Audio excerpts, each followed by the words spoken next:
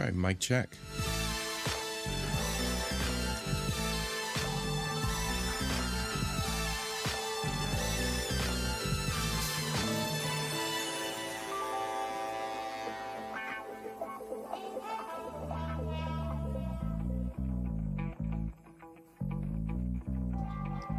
Hey, Almanized. Thanks for joining tonight.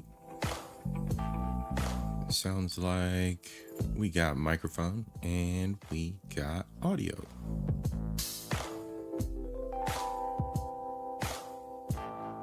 Another Taboo question stream tonight. This is Vent Sessions number 5. We got the C.I.P. news now coming soon. Heavily working on that project to make sure I got the first episode out to everybody in a quality fashion. And of course, if you haven't already, go subscribe to Cat and Poncho at C.I.P.G.H. That's Cat and Poncho's channel. He's my alter ego. He's got all the gaming and hobby stuff. It's all over there on that channel. Looking at Helldivers too. So look out for that coming up on Cat and Poncho's channel. But yeah, tonight we're going to dive into more of the Brainiac stuff. We got more philosophy, more taboo topics. So we're going to explore things from a global perspective. Shout out to @WhatIfAltHist. The young gentleman is quite the scholar, and he is quite the accomplished reader. So we're gonna be the Brainiac squad tonight, y'all. Put on your thinking caps.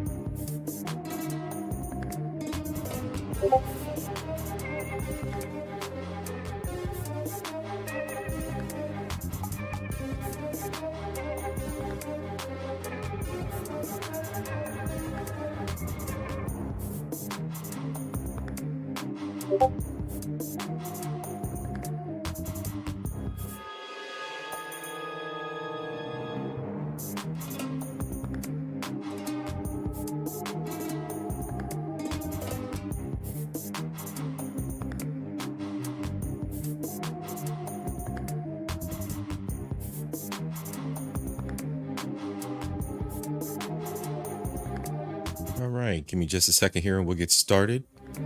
Just making some final adjustments.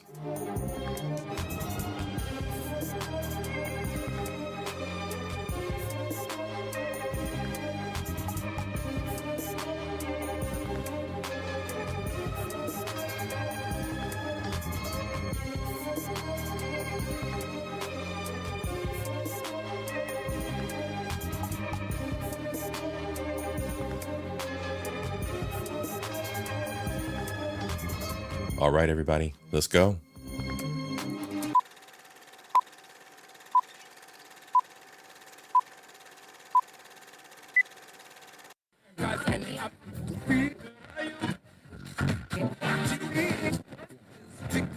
This is a certified hood classic.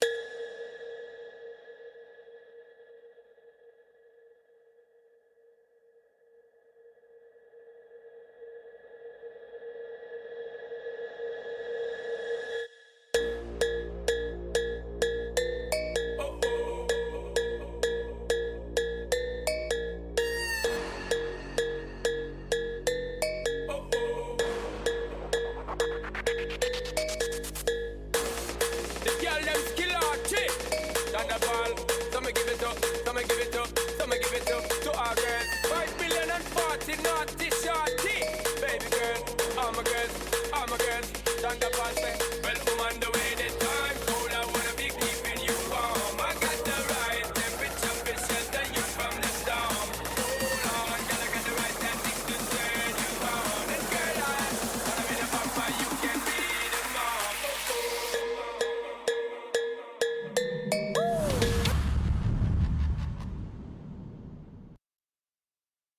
Right. Welcome, everybody. What's up? What's up? Sakafet. Sakafet to all my beautiful people from all corners of the world.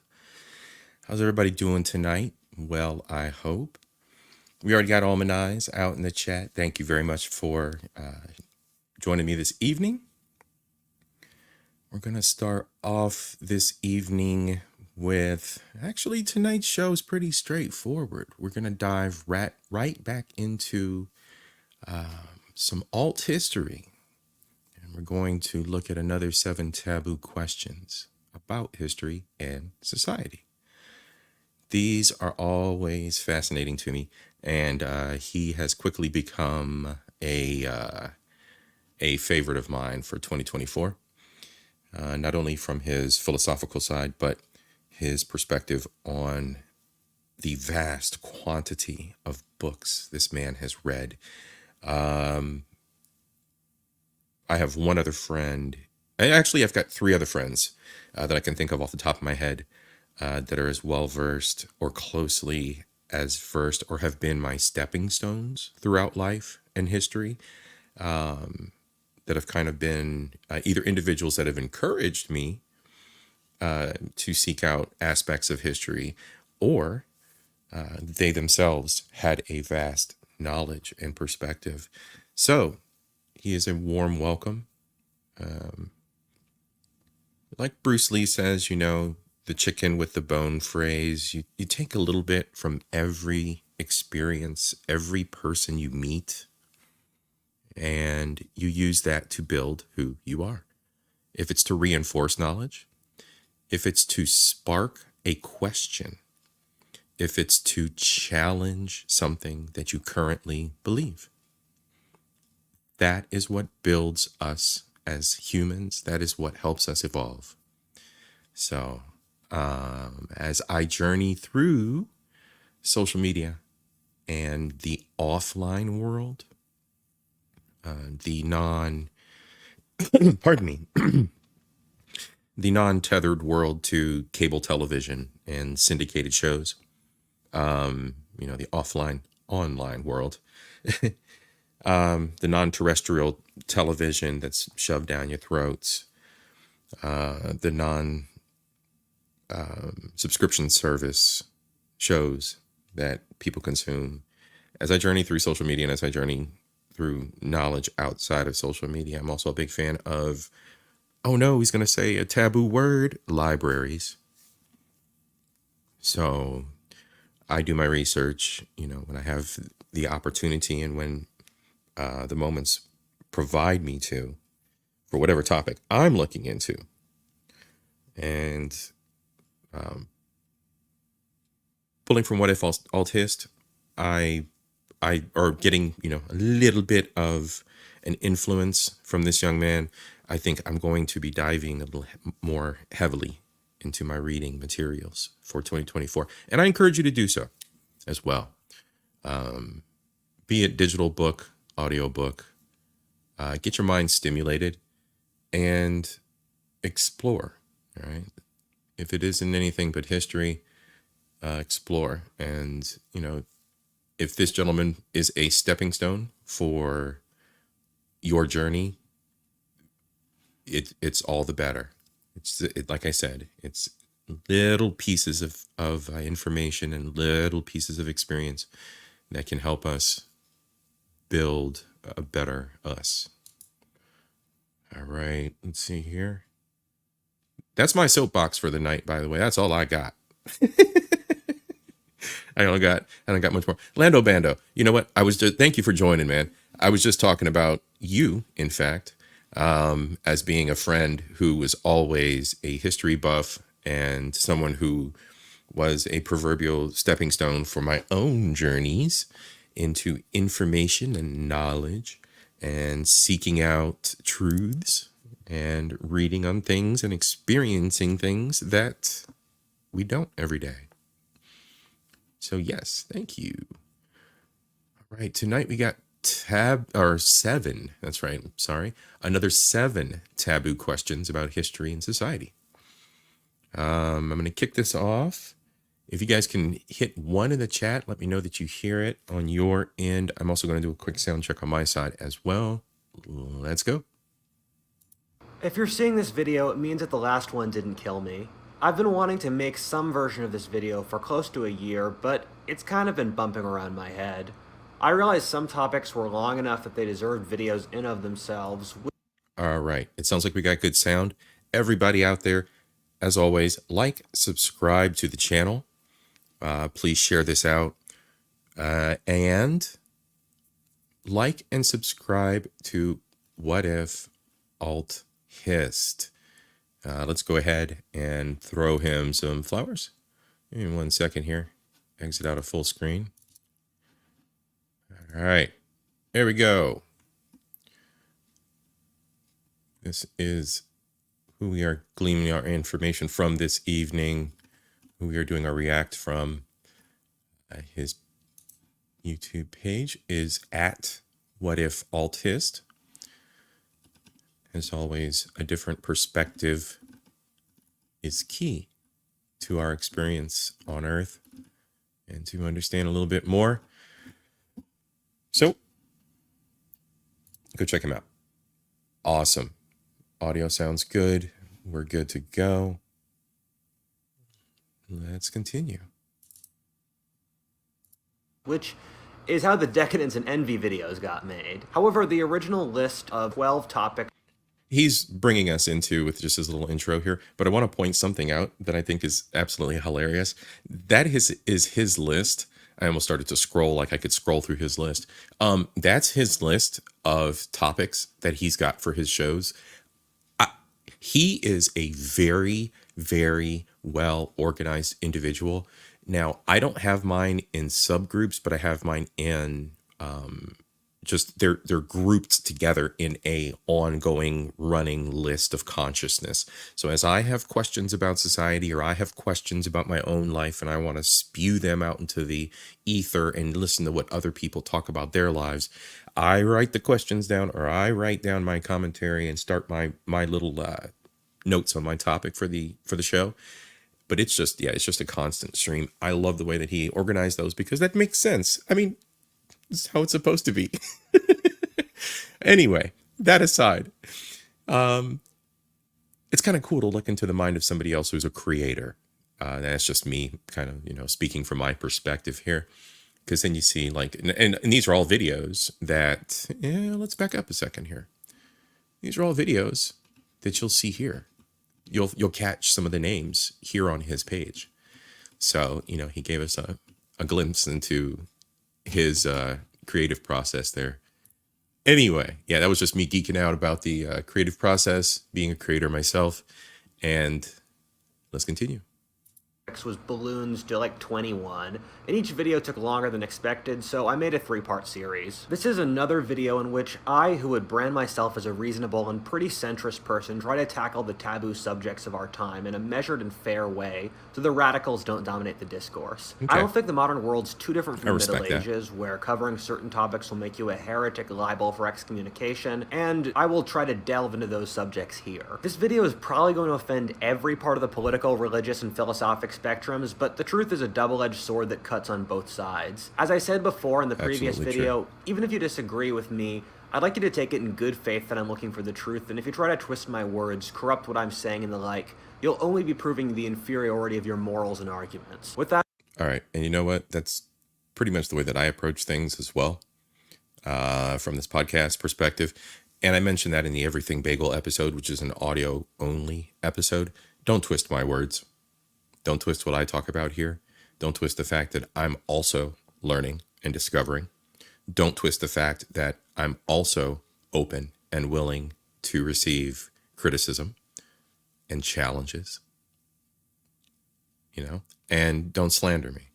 So, it's an intelligent dialogue is what we're looking for here. And I think a lot of other YouTube creators have tried to establish that point as well, and may or may not have been as eloquent about it, but the point remains. That's the ebb and flow of the discourse that I expect to have here on this channel, and I expect other, I would treat and do treat other creators the same way. That's why I mod for so many creators out here. It's fun. It's fun. You support, you respect them, you respect what they're doing. You don't always have to agree with everything, right? But that's why we live here on this big round rock in the sky. Out of the way, let's get started. Let's go.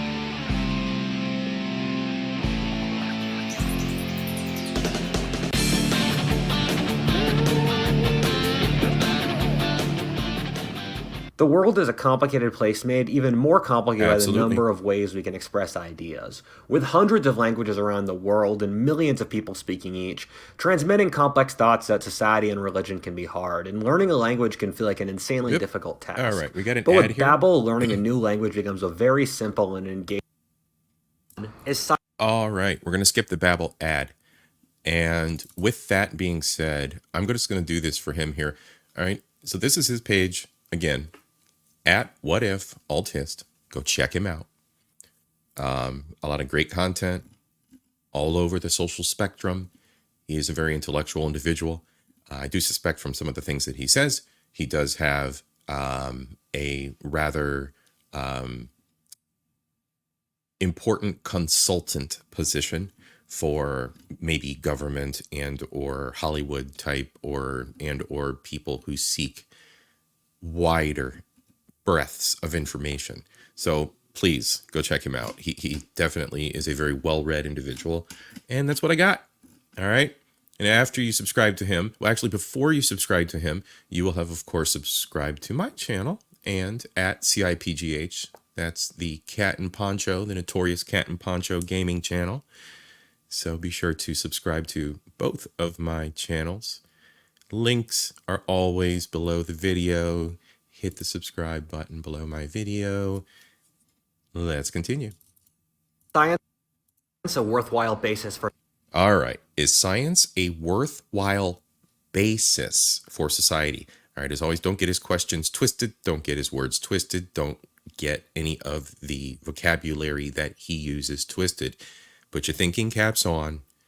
If words scare you, team replay. I'm here for it. Come back. Replay the video, learn your vocabulary, look at the question. Is science a worthwhile basis for society? An entirely scientific based society, all right? Not asking does science play a part in society, which it absolutely does. He's asking, is science a worthwhile basis for society? All right.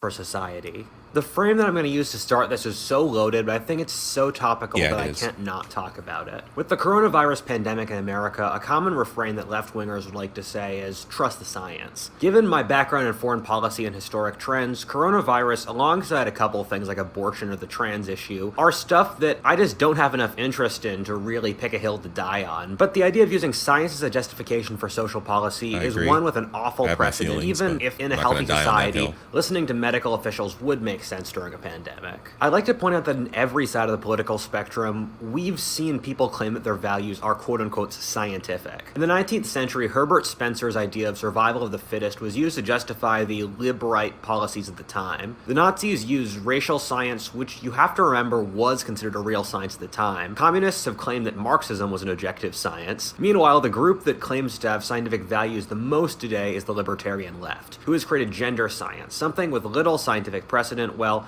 saying policies like the COVID lockdown are scientific, and as I said before, the quote-unquote Richard Dawkins left-wing atheist nerd squad fits, or in a lot of ways used to fit, into this political bracket. If science is objective, how is it possible that it can be interpreted in so many ways? There's a reason that science took thousands of years to develop. It's that science by design is very limited.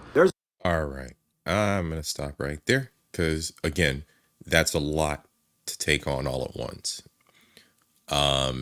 Rewinding back a little bit here, and bear with me.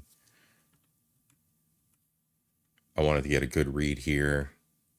All right, so we did have this, the breakdown of the different historical perspectives on science as a base for civilization. Excuse me. And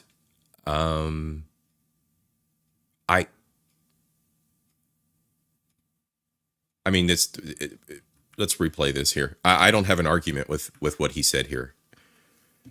I'm trying to find an argument with that. I'm One just with based an on my own awful knowledge. precedent. Even if in a healthy society, listening to medical officials would make sense during a pandemic. I'd like to point out that in every side of the political spectrum, we've seen people claim that their values are quote-unquote scientific. In the 19th century, Herbert Spencer's idea of survival... Right, okay. So values are scientific.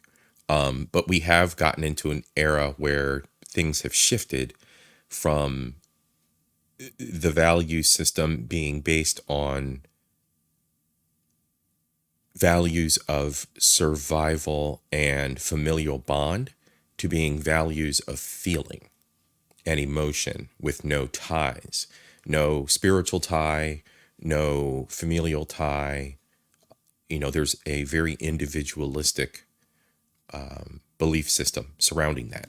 So of the fittest was Let's used to continue. justify the lib-right policies at the time. The Nazis used racial science, which you have to remember was considered a real science at the time. Communists have claimed that Marxism was an objective science. Right. Meanwhile, the group that claims to have scientific values the most today is the libertarian left, who has created gender science, something with little scientific precedent, while saying policies like the COVID lockdown are scientific.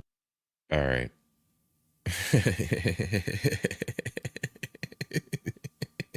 Gender science.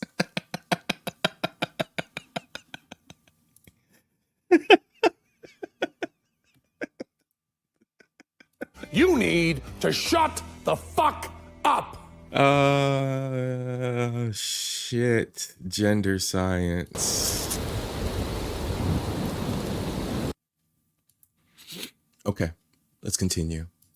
And as I said before, the quote-unquote Richards Dawkins left-wing atheist nerd squad fits, or in a lot of ways used to fit, into this political bracket. If science is objective, how is it possible that it can be interpreted in so many ways? There's a reason that science took thousands of years to develop. It's that science by design is very limited. There's a fascinating book that talks about this called The Knowledge Machine, where the first rule of science is called the Iron Rule, which goes something like, interested in 1, that book. strive to I settle am. all That might arguments by empirical kick testing, off my journey and this 2, year. to conduct an empirical test to decide between a pair of hypotheses, perform an experiment or measurement, one of whose possible outcome can be explained by the hypothesis and not by the other.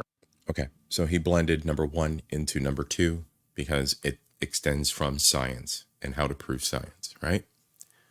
So here we are at 2. So I said, get your thinking caps on because we're going to kind of, I guess I didn't warn you. We're going to take a dive into the scientific side of things here. So let's continue. This is going to be a kind of, it's a deep one. The thing is that science... It's not, so here's the thing. The concepts aren't deep in and of themselves, right? I mean, this isn't boring content or anything, right? We're not watching paint dry here.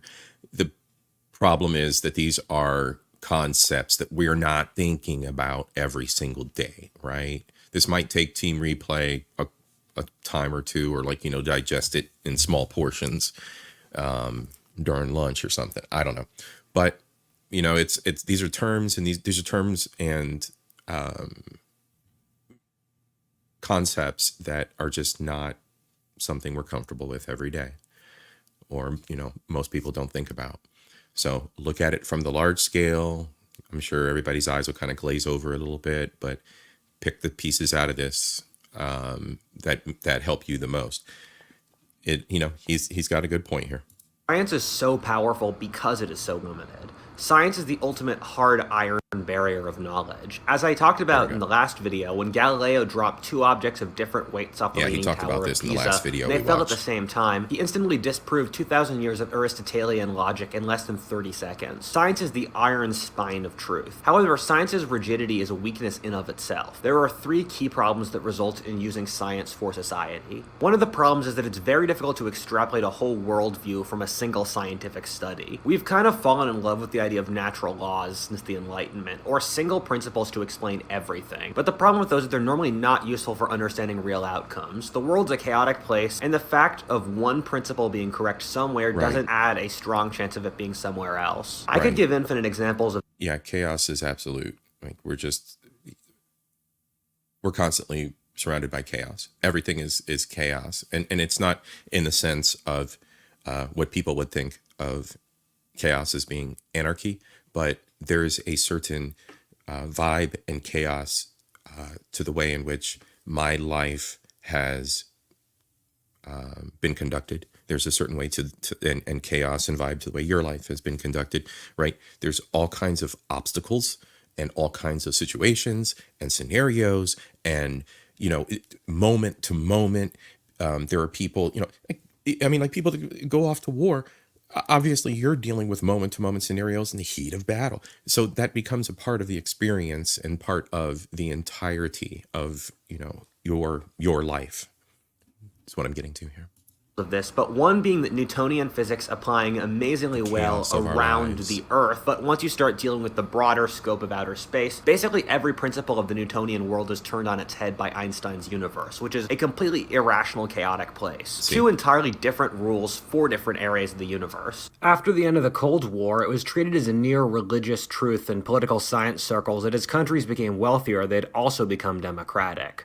But this was something that was only so true in a Western cultural context. And as Asian countries became wealthier, they became more autocratic because they were built on entirely different cultural assumptions. Right, it's relative to in the our culture. need for order in the universe, we expand our scientific sample beyond the evidence science really provides, which is the opposite of good science, which gets its strength from its rigidity and empiricism. The second problem being that almost nothing we do can be scientifically tested in a real way. With almost all things in life, there are so many factors that making a judgment off anything. All right, let's read this real quick here. One of my most immense debate pet peeves is when people demand an impossible amount of scientific evidence from their opponents, demanding even more evidence, even when an objective viewer would see the benefit of doubt is not on their side.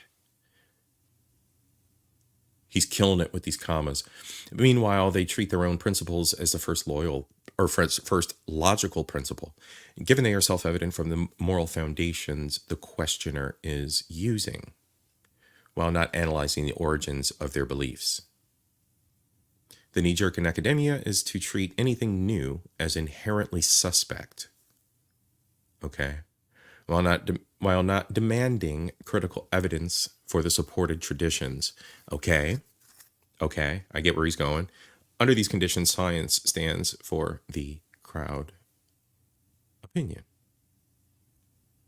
Under these conditions, science stands for the crowd opinion. All right. Approaching a scientific ability is impossible. In the great matters of life like love, war, business, and more, you just do it and see what works and develop rules from experience rather than operating off principles that you can't understand without said experience. You cannot pick your spouse or even what you'll eat for lunch by the scientific method because there's just too many factors. You can make a hypothetically best choice by gerrymandering variables, but it wouldn't be the choice that would make you the happiest, probably. One of the biggest problems of sciencism, or using the veneer of science to construct a worldview, is that science gives the impression of objectivity while allowing the greatest bias and evil possible, since people think their worldview is infallible by being scientific. This really kills with communism, where they treat their worldview as scientific truth, but then act in the least scientific of any possible way, being violently against any criticism, or following good faith arguments or logical principles, and then treating the rest of the world as a conspiracy theory while their own arguments is entirely infallible. The reason the communists had the willpower to be able to kill almost as many people as any other religion and ideology combined in history, the science said their beliefs were objectively true and could not be doubted. It's a weird symbiotic relationship where science philosophically is extremely humble, but in order to psychologically balance themselves, societies that rely on science create irrationally dogmatic tyrannies of scientism. Since science is so open-ended and limited, scientistic ideologies shut down all dissent so that no one can research things that would hurt their intellectual right to power. We see this with the modern social justice movement as a recent example. Which leads me to the third problem, that science is extremely inconsistent with actually providing a vision of the world. I said in a previous video that I think it still stands that 100 years ago, the scientific consensus views were that the best way to run an economy was through government central planning, that races were discrete things with their own abilities, that eugenics was a good idea, that all people secretly want to kill their father and sleep with their mothers, the universe worked on perfect clockwork Newtonian principle. The universe works on constants and variables, something that stays consistent and something that changes. It just is the way it is, and that's where the chaos comes from, and that's where the variables come from, and that's where the relative experiences of us as humans come from. That you shouldn't give babies affection growing up. You need to centralize everything as much as possible. Every single one of like Death Mage said there too. which turn out to be horribly wrong. Even pretty recently, we've believed things that turn out to be remarkably wrong, like that tribal peoples are inherently peaceful, or that people are blank slates that society can do whatever they want to. Right. This Those is partly beliefs due to were all biases in twisted. academia, as well as people just getting better evidence over time, but almost always the areas that follow the least quote-unquote scientific worldviews do the best. It's not a coincidence that I mean, like, he does. I don't know. I've watched this a couple times, as always, and try to prep before a show. But like you know, like even in medicine, like, what is medicine, right? They say practice medicine. It's a constant, it's there's variables. There's constantly variables. Ugh. of the 6 great powers at the start of the 20th century, the only one to make it to the end was the US, the most religious and the one that abstained the most from sciencism. Sciencism is so popular since it's a way to get intellectuals and administrators power, well, in reality, those with experience in their fields, whether politicians in politics, military men in the army, and businessmen in business, do the best job. Just as a short example of thousands I could pull out is that as a little kid, I remember there was this big push to make kids take standardized tests to assess a school's success. This backfired horribly, where in my public This was after me, of course, because I'm old. But yes, this would be through the 90s. So yeah, it makes sense. Yeah, this would be through the 90s. That sucked. I hated when they started doing that. I hated when they started doing that to you guys, the younger generations. Like, it was just the way that they changed testing, the way that they, I mean, it's bad. They still take these tests. It's still out there like that, huh?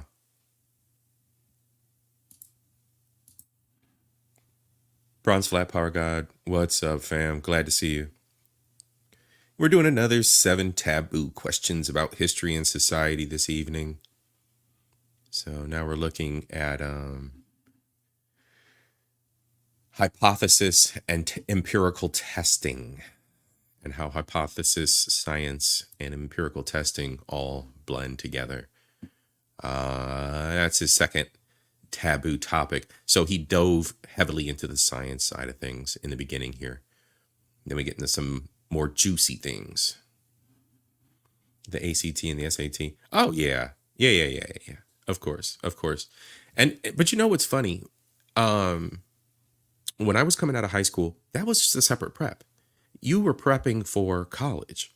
That was extra stuff. Like you had to go find a little cubby with a whole bunch of homies that were sponsored by a teacher that stayed late, that was studying SAT, ACT stuff.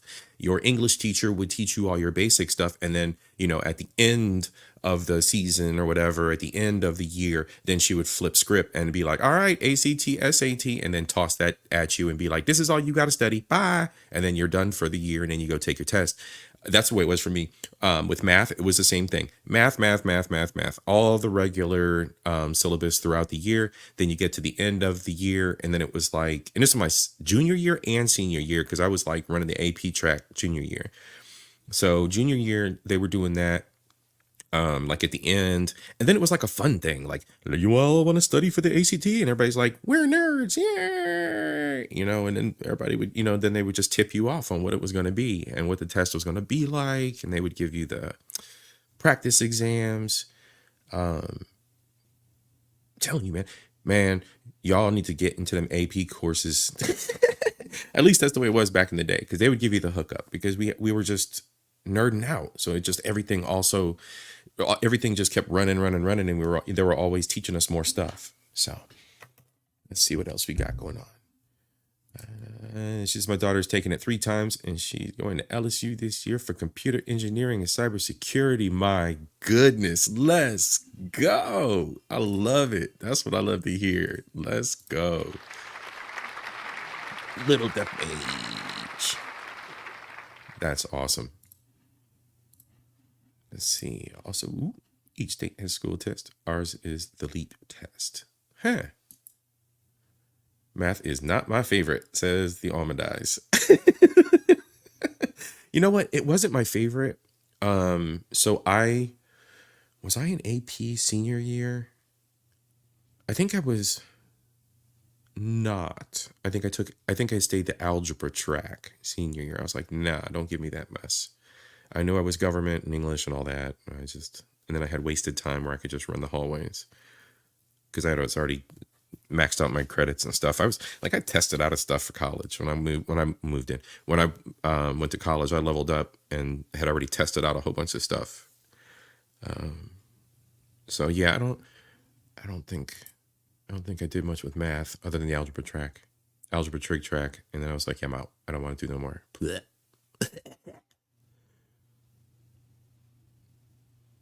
And dual enrollment. I love it. I love it. Yes. Super nerds. She got it from her mama. Yes. Super nerds. Let's go. All right, everybody. Let us continue.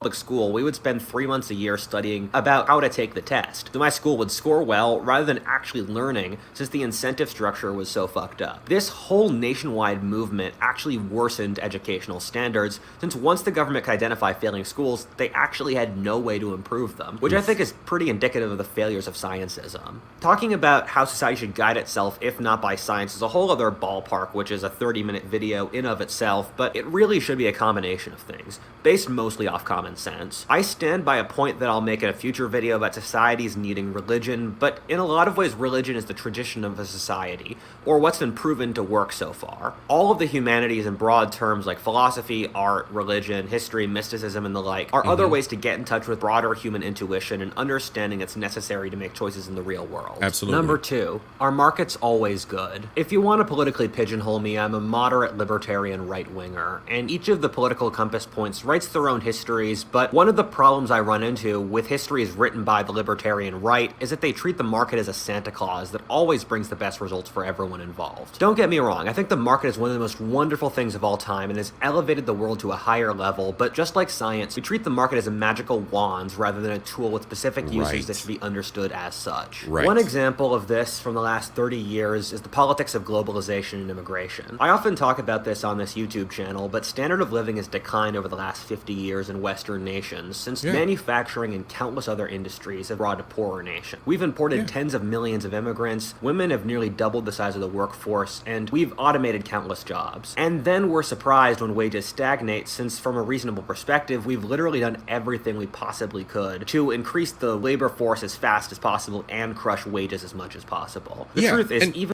and that is the unfair truth that I mentioned in the last video that he did as well, and he showed it in the graph. But and anyway, I'm reiterating what he's saying here. These companies, just to illustrate it, these companies literally said, "Oh, the women want to enter the workforce. Oh, all right, yeah, nobody's getting any raises." Like, that's what they said. That's it, in a nutshell. There's no ifs, ands, or buts about it. There's no bullshit about it. They limited everything. They lowered the fucking bar. They did it on purpose.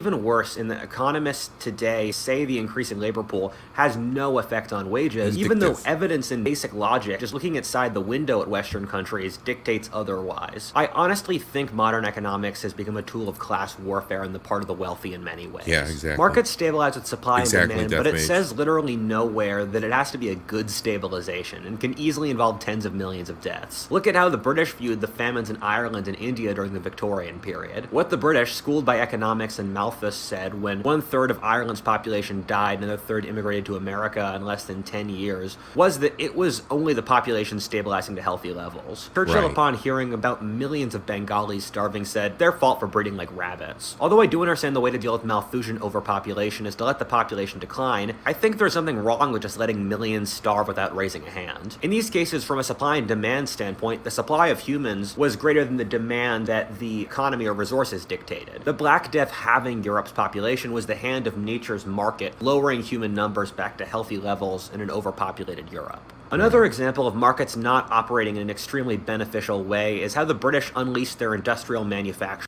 But the Black Plague at the time, too, was a lot due to their cleanliness. I mean, they were just disgusting. They were disgusting.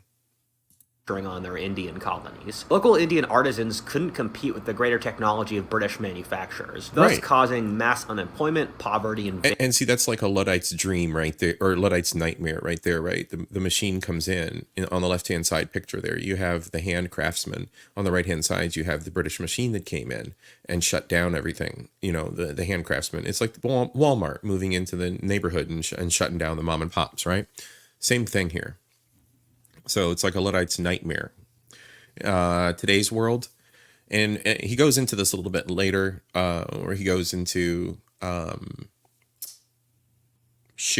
it's about three quarters of the way anyway. He goes into talking about how global beliefs, if adopted incorrectly, become our destruction.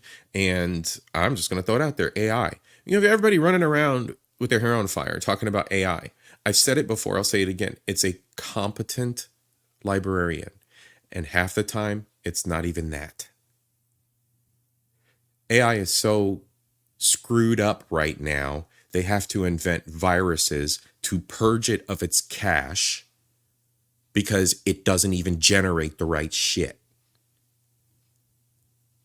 AI is not taking over the world anytime soon. It's bogus. Now, if a human does some dumb shit and enables, or like in the movie RoboCop 2, they put an armed pistol in the hands of a stupid ass robot with AI and it shoots them, that's what they fucking get. But AI is not doing any of that. I don't know if anybody's seen the news recently, but the Google AI was spitting out completely incorrect historical images based on heuristics that it fed into the AI, that Google fed into the AI to try and equal out, I don't know what, the prompts or the responses to the prompts. It was absolutely asinine, whatever they did on their side. But once the AI started down the path, especially of image generation, it's like a browser that gets stuck in its cache and you can't get a new page to view your Amazon shopping cart, and you have to go clear your cookies, and then your Amazon shopping cart pops up just fine and you order your new curtains. That's literally what it is. And the AI looped in on itself and started a loop process. Give me a picture of a Viking. It looped in on itself and produced a black man. Give me a picture of a pope. It looped in on itself and gave you a picture of a black. Give me a picture of... And everybody in the media went absolutely apeshit over it. It's not happening anytime soon, folks. It's flawed. It's still just man-made, man-created.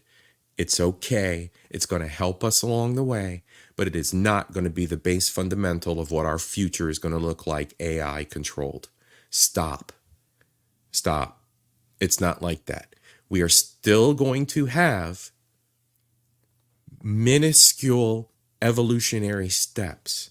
We had the internet age. We're going to have the AI age, but our lives are going to be accentuated by it.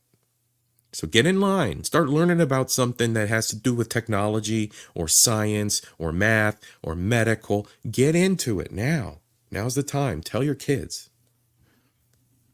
Vagrancy across India. One could use a similar comparison to Rust Belt, where changes in free trade regulations turned my home state of Pennsylvania from one of the richest places in the world, the 1960s, to largely decayed and depressed state with factory jobs moving to other countries. I know the market has a logic of its own, but it's not the hand of God moving to improve our lives, but a force of Mother Nature that cares not for winners or losers. Definitely, I agree. People often talk about how the U.S.'s deindustrialization was necessary, but why? The U.S. had massive tariffs. You know, I popped that comment up on the screen. I'm sorry.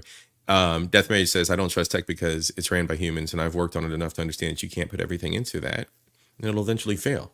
I don't want a Tesla, and I don't talk to my PS5. Yeah, I agree. I do holler at my phone every once in a while. I do the whole Google thing. I don't do fruit phones, no Apple phone. So I got the Google phone. So I talk to my Google phone every now and then. I set my alarms. I set my reminders, all those kinds of things. I like a Pocket Friend, the Pocket AI. I think that's great. I'm tinkering with AI on the side on my own. I'd love to, integrate it into a little device and have my own little Jarvis on my wrist. I think that's badass. But Other than that, yeah, I really don't put too much faith into new tech. I'm kind of disappointed in, and here I go spiraling, right? I'm kind of disappointed in my new car. Not new, but it's a 2020. I've had it since 2020. But the dashboard is all computer controlled. So whenever the dashboard malfunctions, everything shuts off as far as like dashboard stuff and like sensors. All the sensor stuff runs through the dashboard stuff. I think its speedometer will stay fine. The car's operating just fine. But if the dashboard, if my head unit crashes, if my infotainment system crashes, the whole thing crashes. And it's like, come on, man. Come on. So yeah. I'm going to be tinkering with that head unit. Shout out Samsung, or shout out Subaru, excuse me, not Samsung, Subaru. He said, I hate talking that stuff. She says, I hate it when I have to do it, customer service. I'm always yelling at it. You know what? I have to be honest. I love talking to the AIs at first, because then it gets my frustration out for whatever issue I have to call them for, because 9 times out of 10, most of the times things are pretty cool with customer service and in my little world and ecosystem. I don't really have to call nobody. Last people I had to deal with was YouTube. But when it happens, sometimes I like yelling at the AI, like, representative, give it a representative now. And then, they're probably recording it and they're like, oh yeah, he's unhinged. They give me like the special representative. I don't even know it. And I'm completely level-headed and cool with them. And I'm like, yeah, go ahead. Correct that problem for me. It's your bad. Yo, President Josh. Thanks for joining, President Josh. I'm glad you're here. He said, I've been at the AI, and then it says, please repeat. I didn't understand. Yeah, exactly. For the vast majority of its history, so why should we have started changing in the 1980s? Why did the US government have a moral responsibility to make the rest of the world wealthy when that government was voted in to protect the rights and strategic interests of the American people, who are not helped by the mass industrialization of our greatest rival of communist China? On a final note, I'd also like to talk about the introduction of markets is often deeply traumatic for societies. Any mass rapid change in how society relates to itself, with industrialization and the rise of the internet being great examples, caused many social problems. But the massive changes that come with shifting towards market-based societies are often deeply painful and evil. Societies in primitive and prehistoric levels are traditionally controlled by social taboos and relations built off kin and a sense of social credit. But the market demands a whole moral code that societies need to figure out. Well, in the meantime, really bad things can happen. Some examples are with how when the Native Americans were linked into the European economic system, you saw literal wars of genocide caused by the Iroquois in a region over 1,000 miles across to seize beaver pelts to trade for European goods. The natives were introduced to European alcohol without any social customs to deal. What's crazy is my grandfather actually introduced me to a lot of the history tidbits about the beaver trade, because his father was a pelt trader.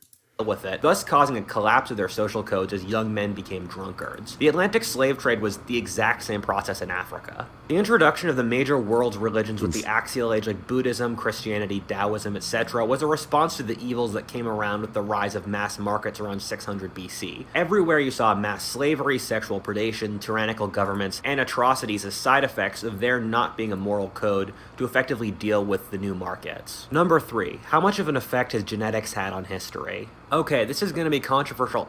All right. So there was 1 and 2. One was the super heavy one into the scientific theory, and then we got into the hypothesis and imperial test side of things. Those were pretty deep. I definitely recommend Team Replay. Anybody that's interested in that aspect of the taboo, go back and check those out. Now we're getting into the genetics and history. This is awesome. I mean, this is pretty simple. And I think I pretty much agree with him across the board. This was always something that I was fascinated with myself, being multiracial, all mixed up. Yeah. I mean, my father's Caribbean, my mother's American. It's, it's a little bit of a global stretch there. as always, whenever people talk about genetics, but I think there are multiple layers to answering this question where I don't think race, for example, has big effects on history, but I think for small groups it can make a lot of sense. The reason I don't Hey, think Mona there was D. reasonable differences in intelligence between races is partially for the reasons I doubt IQ's ability to assess this that I talked about in the last Yes. video. Also, for the same Just reason I like don't the think IQ geography is balance. the It biggest doesn't variable in exist. history. You see too much geographic fluctuation of intelligent people across history. If you looked at the areas 2,000 years ago where the most intelligent, educated people in the world were, it would be Greece, Iraq, Syria, Pakistan, Mexico, and North China. All of which, with the exception of the last, have relatively low IQs today. Meanwhile, the areas that score highest And look, we're looking at, like, you know, close to the equator, close to the cradle of life. It's just obvious. Civilization. in IQ today, like Northern Europe, Japan, Southern China, were considered savages. Again, you see too much regional fluctuation. I don't trust there are reliably different ethnic differences in intelligence, since, say, English and Italian Americans Louisiana, Alabama. I'm sorry. Mississippi. Mississippi, Louisiana, California.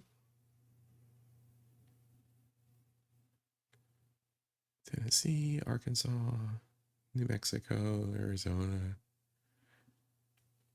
Nevada. Oh, you poor souls. Hawaii?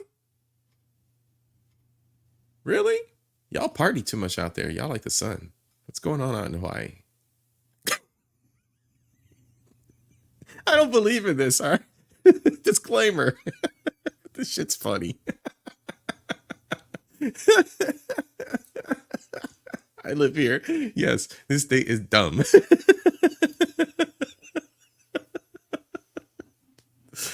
However, I am from California, so that's not true. How'd you go from one dumb state to the next dumb state? I'm having too much fun looking at it. I'm sorry. I love everybody just the same. I'm sorry, y'all. But this is funny. Oh, God. Who came up with this? What's this? Like, probably like the... Oh, who's that? Who's the stupid person on the government that is the head of the education? They're always an idiot. Anyway. Oh, God. This is funny. that have the same IQ in New York State, and English and Italian Americans in Mississippi would also have the same IQ. But if ethnicity and IQ were super close, you would see the English American in New York and Mississippi having the same IQ rather than the Italian American in the state they also live in. Similarly, in studies of children of members of the American military raised in foreign countries of different races, they scored the exact same IQ, but cultural factors in America affect IQ around race. Likewise, since Africa has more genetic diversity than the rest of the world combined, and so if heredity was the biggest factor here, you would see truly massive IQ fluctuations in Africa, which you really don't. This isn't surprising since humans have one of the smallest genetic pools of any mammal species since we almost died out 60,000 years ago with a massive genetic bottleneck caused by the eruption of the supervolcano Toba. However, since there are scientifically provable genetic differences between different ethnic groups on personality traits and biological abilities, it's pretty obvious to find times where genetic differences have changed the course of history. One of which being the spread of pastoralists. Around 6000 BC, you saw a genetic mutation in modern Turkey that allowed people to drink milk into adulthood. This ability then resulted in a series of Chadley conquests around the world by nomadic peoples, whether they... That's crazy, right? Like, that's where the enzyme originally started. That's why some people, especially people of African American heritage, might be a little bit lactose intolerant. Ha ha ha. I'm not. I got all kinds of weird European blood in me from mom's side. But yeah, it's a thing. It's a thing. There we go, folks. The Yamnaya Aryan peoples who conquered much of Eurasia, the Natufians across North Africa. Yes. Indo-Aryans, the Natufians, and the Bantu. Whoop whoop. The OGs. Shout out if you're familiar with the OGs. or the Bantu across sub-Saharan Africa, encompassing the vast majority of the Old World. Alternately, the Europeans colonized the tropical New World with African slaves who had genetic immunity to the diseases that killed Europeans in great number. The history of disease, whether through the Europeans killing the natives, barbarian tribes assimilating into malarial India, and infinitely more examples, are easy ones of genetic immunity affecting history. Alternately, you do see differences in personality alternate genetically across regions. There's a personality trait for extroversion and risk-taking that varies from 0% in East Asia to 80% in the native tribes of the Amazon. I wonder how much of East Asian society's traditions of conservatism and isolationism relate to this. There are probably thousands of things like this that we are yet to discover just due to how new this field is and how taboo it is to study. Although I think genetic differences between humans are relatively small, I think among small, for lack of a better term, inbred populations, it becomes a lot more likely, and I will use the three examples of the Ashkenazi Jews, the caste system in India, and the Irish. The Ashkenazi or traditionally Eastern European Jews are the most successful group in America,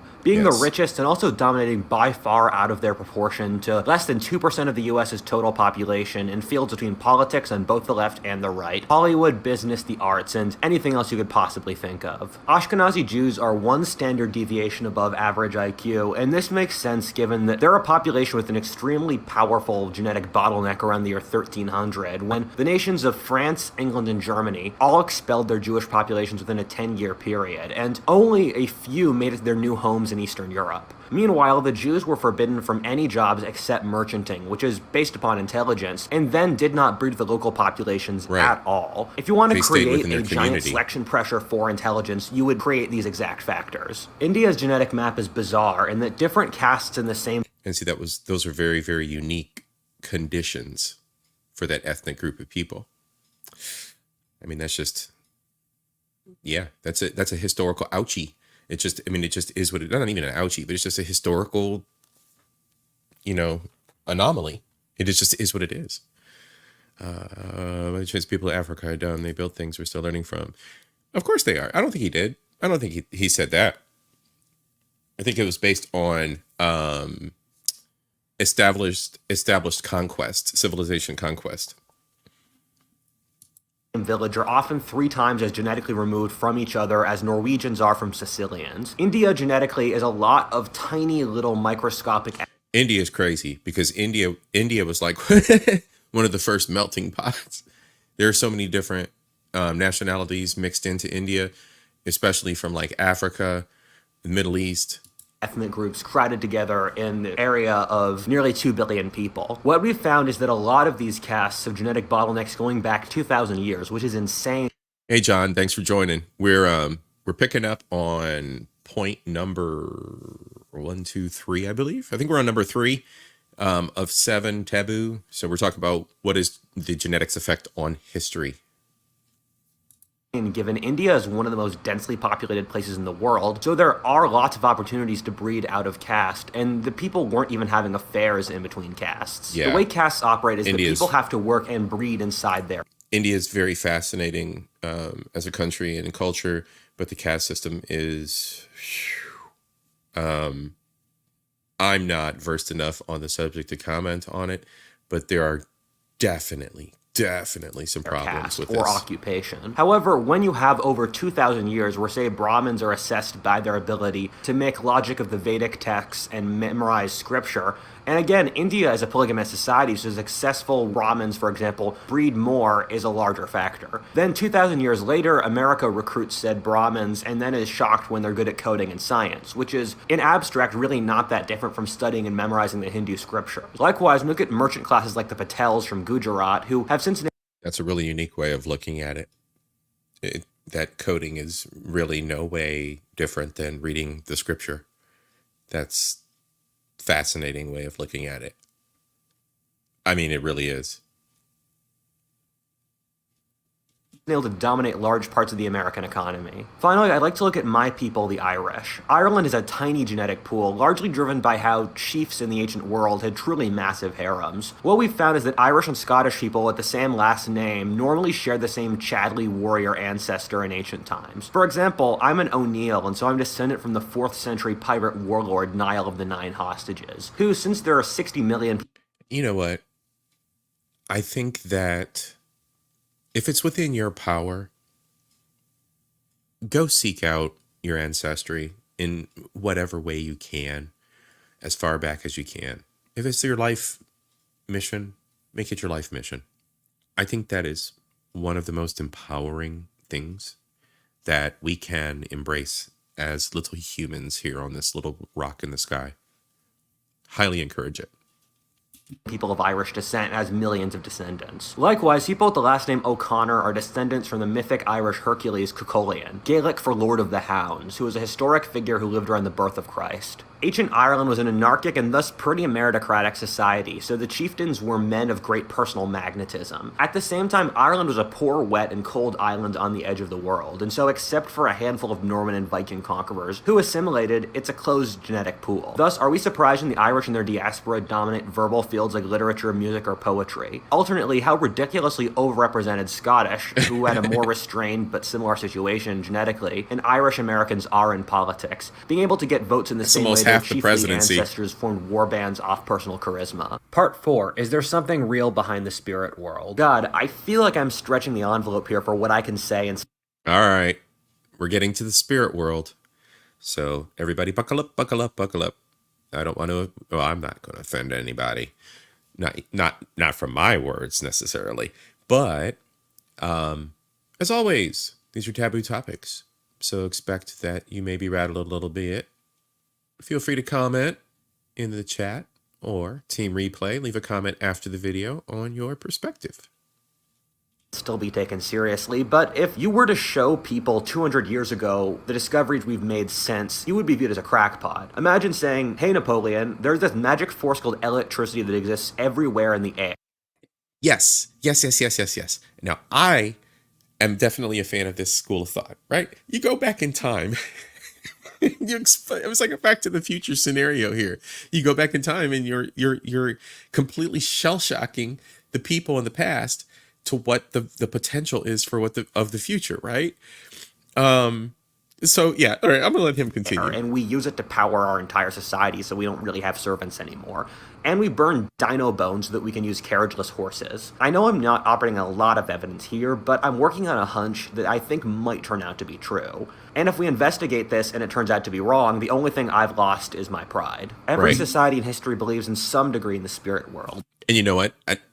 I definitely admire this about this gentleman. Like he said, he's working on a theory. A theory is a theory, right? And then he takes accountability in his next statement. The only thing he's lost, if his theory's wrong, is his pride.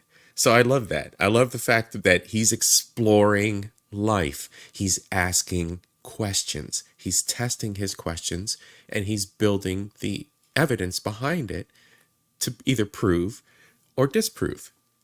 Even a strong majority of people in the most advanced industrial countries today believe in spirits, ghosts, and the like. This is one of the things I would peg as under the hard rule of science. People intuitively, naturally believe in this from birth, but we just can't scientifically test its existence. This might be a cognitive bug in our biological wiring, but I think even if the spirit world doesn't exist in real terms, I think it might be a useful way to view parts of psychology. An example of this is demons. Something that psychologists agree on is that people have different sub-personalities inside of them that in many ways are kind of their own people.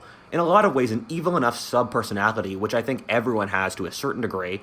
Now, I don't know if it's an evil sub-personality, but there is a Cat and Poncho channel that you can subscribe to here on YouTube. Cat and Poncho, whoop whoop, gaming and hobbies. That was like a little advertisement there about my other channel. So go subscribe. Sorry. Anyway. Is exactly the same as how a demon would operate in a traditional cult. Huh. Good question. Is Bigfoot a spiritual thing? People think that's a real thing walking around. True. I don't know. That's like oh shoot. There's a funny word for the class. Like there's the chupacabra, there's Bigfoot, there's the little thing that sits on your chest when you're a kid, and takes your breath. And they turn that into like the cat does it. I forget. Like, so there's like those little creature things. I forget what they're called. Forgive me. I'm going to come back with it. I might do an episode on those one day because I think they're funny and great and fascinating. But yes, I think that to a degree, Deathmage, they might be cultural, spiritual tie-ins that work on our psyche in some sort of way, even if it's like our Neanderthal brain saying, I once saw a dinosaur. So then people are like, I seen Bigfoot. So it's like our little, they got the little lizard brain kicks in and they don't know what they're actually looking at. Let's see, we go back. John's talking about, I'm Scottish, Irish, Welsh, and German. I love it. That's the way to do it. Like, go back. If you go back, you put Bigfoot down there. Oh, okay. Let's go back, go back, go back.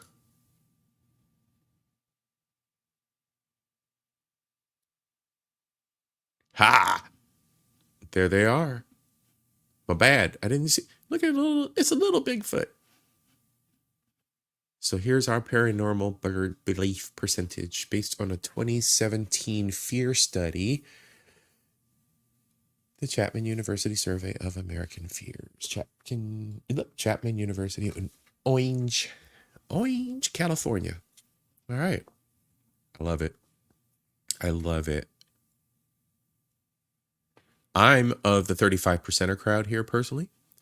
I'd just like everybody to know. That's right. The aliens are coming back. Ancient advanced civilizations such as Atlantis once existed. Maybe. Probably. Let me tell you something about history. I had a moment today where I had a flashback and a little bit of PTSD. And I started going into the shakes and probably needed a mental cleanse of history, because I've been tasked at one point, and I'm now assisted. I have a group of individuals helping me now. But I was tasked at one point with building a history of a forgotten civilization that had forgotten their own history up to a certain point, and it became an archaeological dig almost, and it is to a degree, but working in a social group, right? You're working in a group helping a civic group, and you're learning that their history was never maintained, and that there were the flaws of just being human and being conscious and keeping your day-to-day records proper, or at least the year-to-year rolling history of events. And you realize that, make the comparison to like parents that have kids. Who tracks their kid's first tooth lost? And their, you know what I'm saying? Your kid's first word recorded. You know what I'm saying? Like the first letter your kid wrote on a piece of paper. That's just one thing that's a history. That's just one thing I'm using as an example here. Very few people probably do that. Very few people probably even go back and rebuild their own childhood histories and rebuild their baby books or have baby books. So imagine now you've got a civic group that never maintain their history. And the funny part that I think about is that when you read historical books, or you read books that refer to moments in history where history is lost to flood and famine and war, I'm going to say one thing. If it's not a documented war and somebody's using the excuse that it's famine and flood, more than likely humans did something wrong, such as not documenting what they should have. And they just say, well, we could just say there was a flood.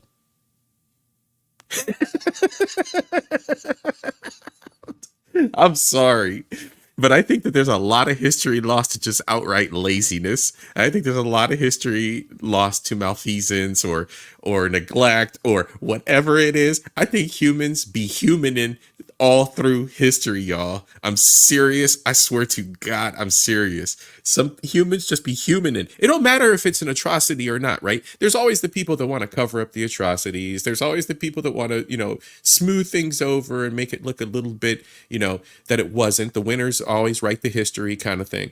But look, let's just be honest. Some people were probably tipsy off their ass, if they were smoking the peyote, drinking the wine at the time, whatever it was, whoever was documenting this shit that we have to follow.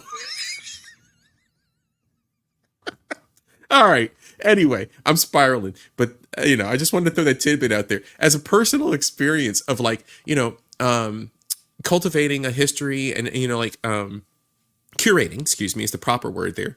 Curating a history of a civic group and then rebuilding it and thinking like, man, well, what the hell happened? And it's like nothing. And that's exactly it. Nothing happened. Nobody did anything. The history rolled on and no one documented it. Anyway, all right. So that's just a personal experience. I've been dying to tell that story and I forgot it. And like, I'm thinking about the history stuff now and I'm like, yeah, I'm getting PTSD. I remember that well. All right, let's continue, folks. And thank you, Death Mage, for the spiral. But yeah, you're absolutely right on that. Bigfoot. Industrial countries today believe in spirits, ghosts, and the like. This is one of the things I would peg as under the hard rule of science. People intuitively, naturally believe in this from birth, but we just can't scientifically test its existence. This might be a cognitive bug in our biological wiring, but I think even if the spirit world doesn't exist in real terms, I think it might be a useful way to view parts of psychology. An example of this is demons. Something that psychologists agree on is that people have different sub-personalities inside of them that in many ways are kind of their own people. In a lot of ways, an evil enough sub-personality, which I think everyone has to a certain degree, is exactly the same as how a demon would operate in a traditional culture. At the same time, a lot of these old tribal magical customs do make sense from the logic they're operating with. In societies without good medicine, the placebo effect of a witch doctor might be the best thing people have, and placebos, if done right, can be so powerful as to basically be a medicine in their own right. Societies can suffer trauma in the same way people can, and the rituals all tribal peoples had to deal with. There we go. I think that's a point that stands, right? Societies can suffer trauma the same way that people can. It can be a war on a global scale. It can be an atrocity, such as, a genocide of any sort, from slavery to war, and then, of course, on the individual level, of course. And many of us, we have our own traumas from experiences in life. So yeah, that's absolutely true. And I'm glad he highlighted that. I'm really glad he highlighted that because it's often glossed over. With war might have been effective ways to handle it. I mean, the best way to deal with trauma in the modern world is EMDR therapy, whereas... Okay, EMDR therapy, I'm not here to sponsor or recommend anything. I was very curious about this. I'm not active in any kind of counseling or anything, so it's nothing that's going to fit any kind of need for me. But I don't know. There's all kinds of things out there to explore to heal people. Psychologist literally waves a wand in front of your eyes, which seems like some real witch doctor shit, and so much so that I've literally had to explain to my friends it isn't a scam. People's subconscious are in many ways their own spirits or gods, and operate in thousands of ways that determine the course of our lives. This is what happens when you seem mystically attracted to... I'm going to pause for a sec. John, yeah, you know what? I have in storage pretty much all my memory books, yearbooks, and things like that from the time of my youth. And like we were just talking about I was just talking about the PTSD thing, the trauma thing. I went through a rift where my parents separated, and that was where like my childhood separated from childhood to survival. And so I have all those things, and I definitely, just like you said, fond memories. So yeah, those memories from childhood, 100%. You guys are out there giggling about Noah's grape juice.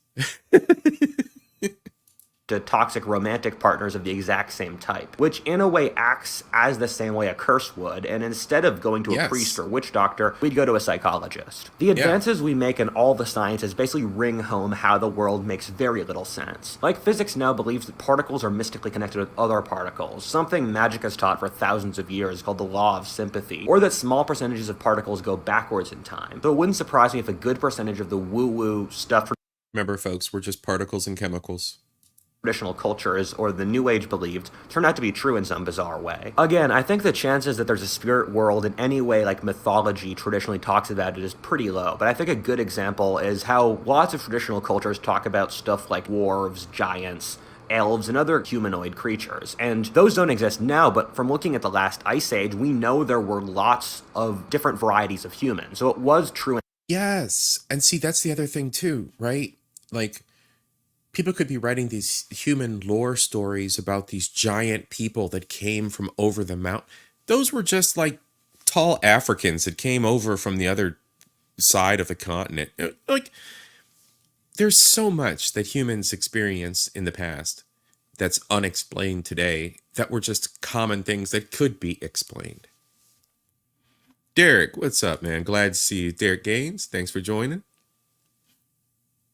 In some way, just not in a way that people thought it would be. Take how we have a good amount of people who are able to understand things beyond their comprehension that don't really make sense. Like how Carl Jung was able to pick up that World War I would happen before it did and figure out to destroy the Western civilization of the time from just feeling how tense the vibes were in Europe at the time. Or how Hindu mystics or pre-Socratic philosophers were able to figure out an insane amount of modern science just from meditating and doing drugs. It wouldn't surprise me if humans can sometimes get inclinations of things beyond what we could normally do so, in the same way that dogs can pick up when rainstorms or earthquakes are about to happen, or detect cancer in its early stages. We know there are primal stories locked in our subconscious, since you see the same kinds of stories and mythic structures in every culture around the world, even to bizarre details. You see the same symbols repeated around the world where it doesn't make sense they're transmitted from each other, and these are societies like the Norse and Australian Aboriginals, or the Chinese or Bushmen, who are culturally removed by hundreds of thousands of years. So the idea that these stories or these symbols were transmitted from each other since the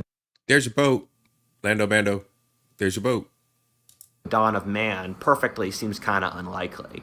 It wouldn't surprise me if these stories exist in the human consciousness in the same way birds or sea turtles evolutionarily know their migratory patterns without being taught them. Another thing is dreams, where no one really thinks about what role dreams have in the world.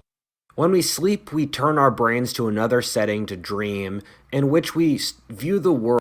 Okay, here we go. Now he's going to start talking about I believe in Noah and his ark.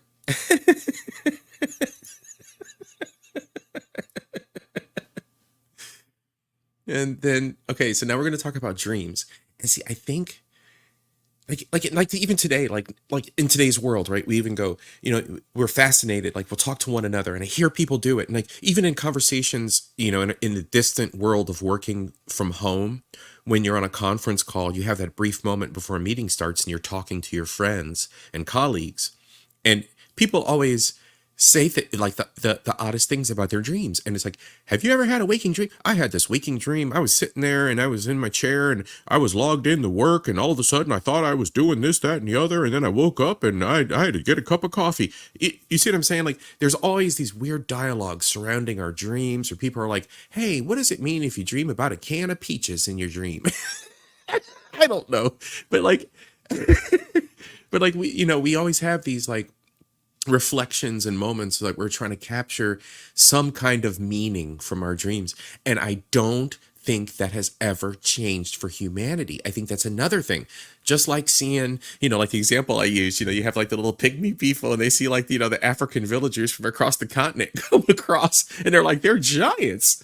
So it's the same thing as like a dream. You might have somebody who was very, very in tune to their dreams, or had very vivid dreams in a tribe or a village, and they might have become the soothsayer. They might have become the wise man or woman of the village. So anyway, all right. So that's my belief, though, too. I think that dreams play a key, heavy piece in who we are as people.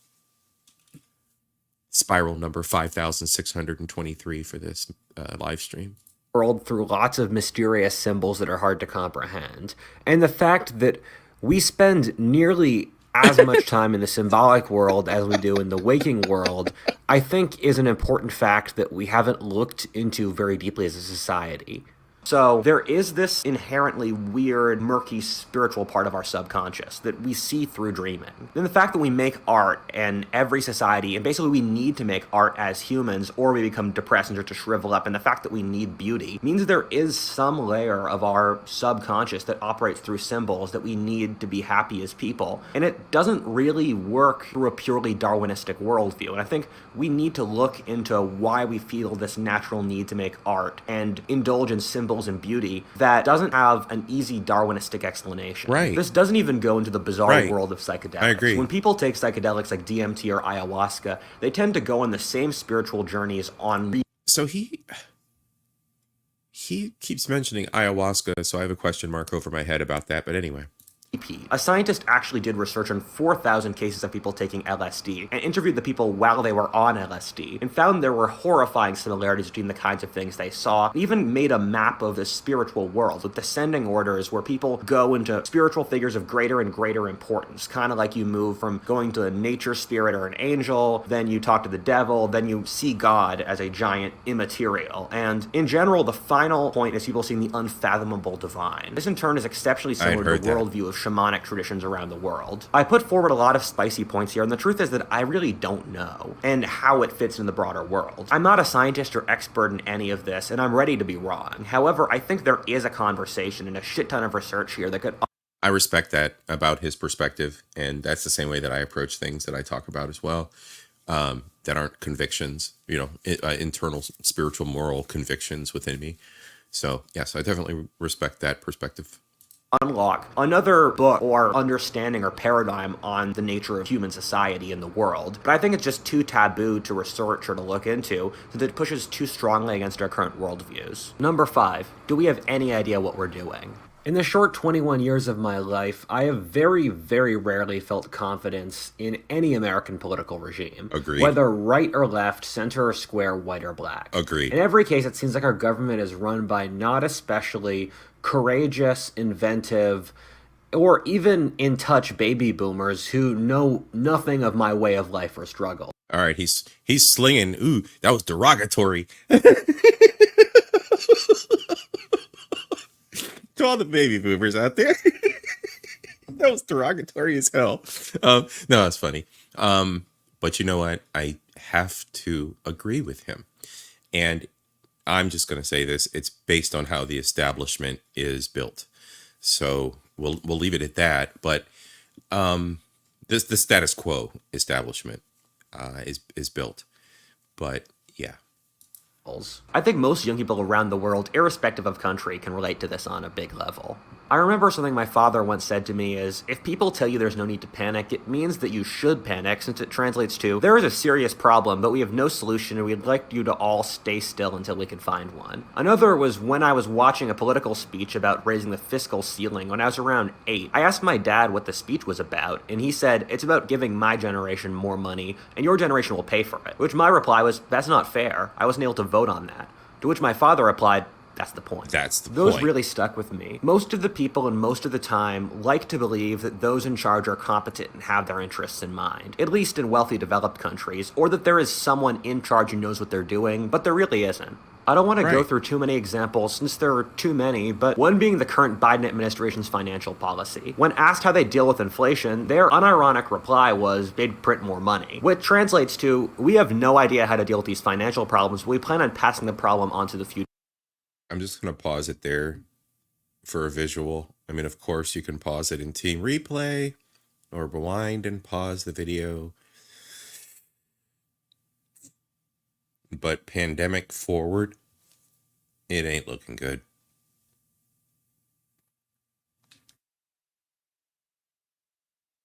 I could say the data analyst in me, right? Other than it just don't look good. The data analyst in me could say, okay, there's a normalization taking place, but I'm not seeing anything beyond 2017 to see what previous normalizations look like. I mean, was that one at 1/1/2017? We need to zoom in on that. But even still, the scope of what we're dealing with right now. So anyway, that's the data analyst in me. That's my 2 cents for what it's worth.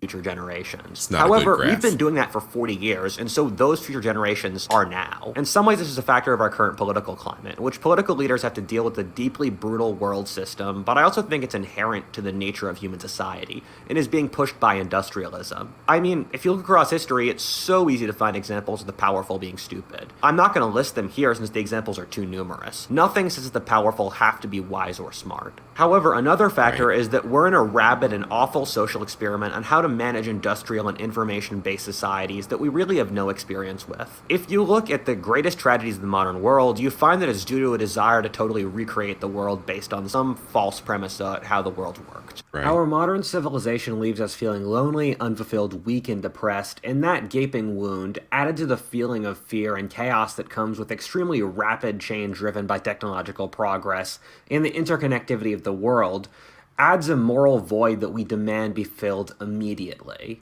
This need is so dire the modern world has sprung from ideology to ideology and fad to fad to get the magic fix. When you look And he's absolutely right. And that's what I constantly talk about here, especially with the idiocracy factor. And the fact that we're being spoon-fed as a society everything that we want.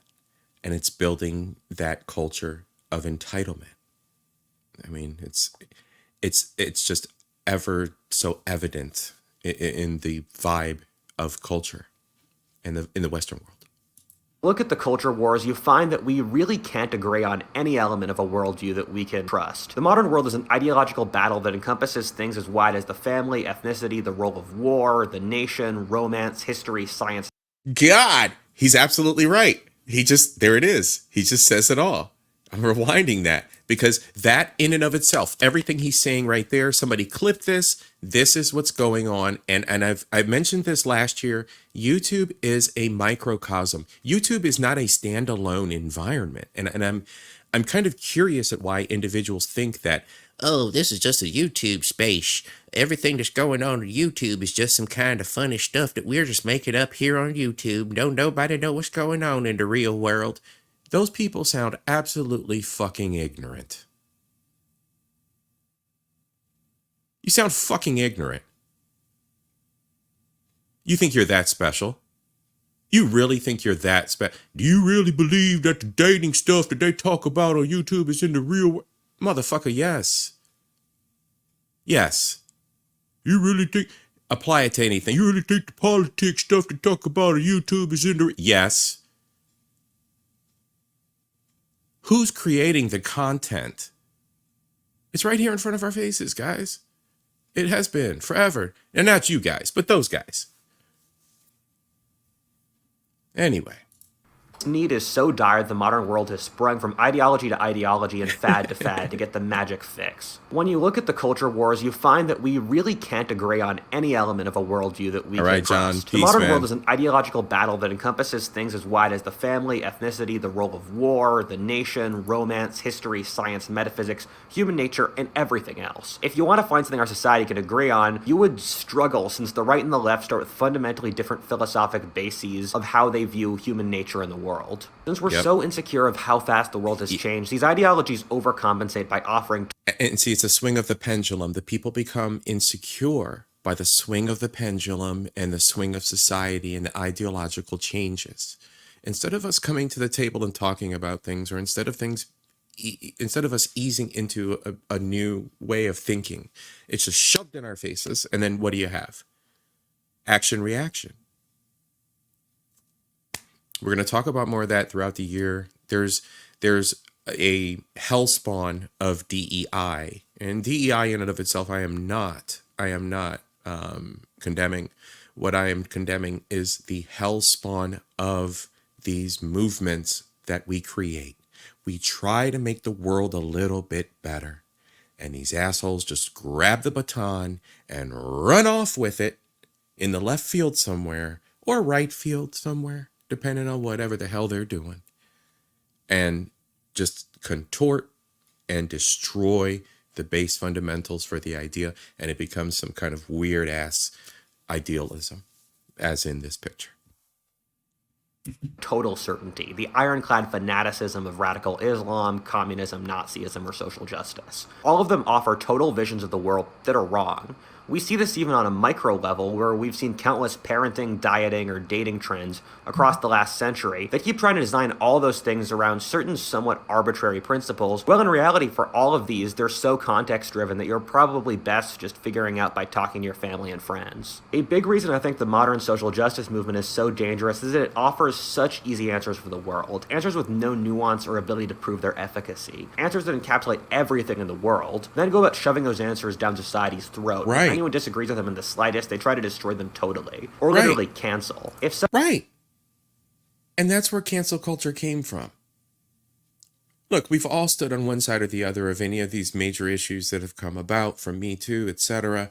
There are certain cases, there are certain situations where you can look at it and you can say, okay, there's something going on here that's beyond, the bounds of what's proper.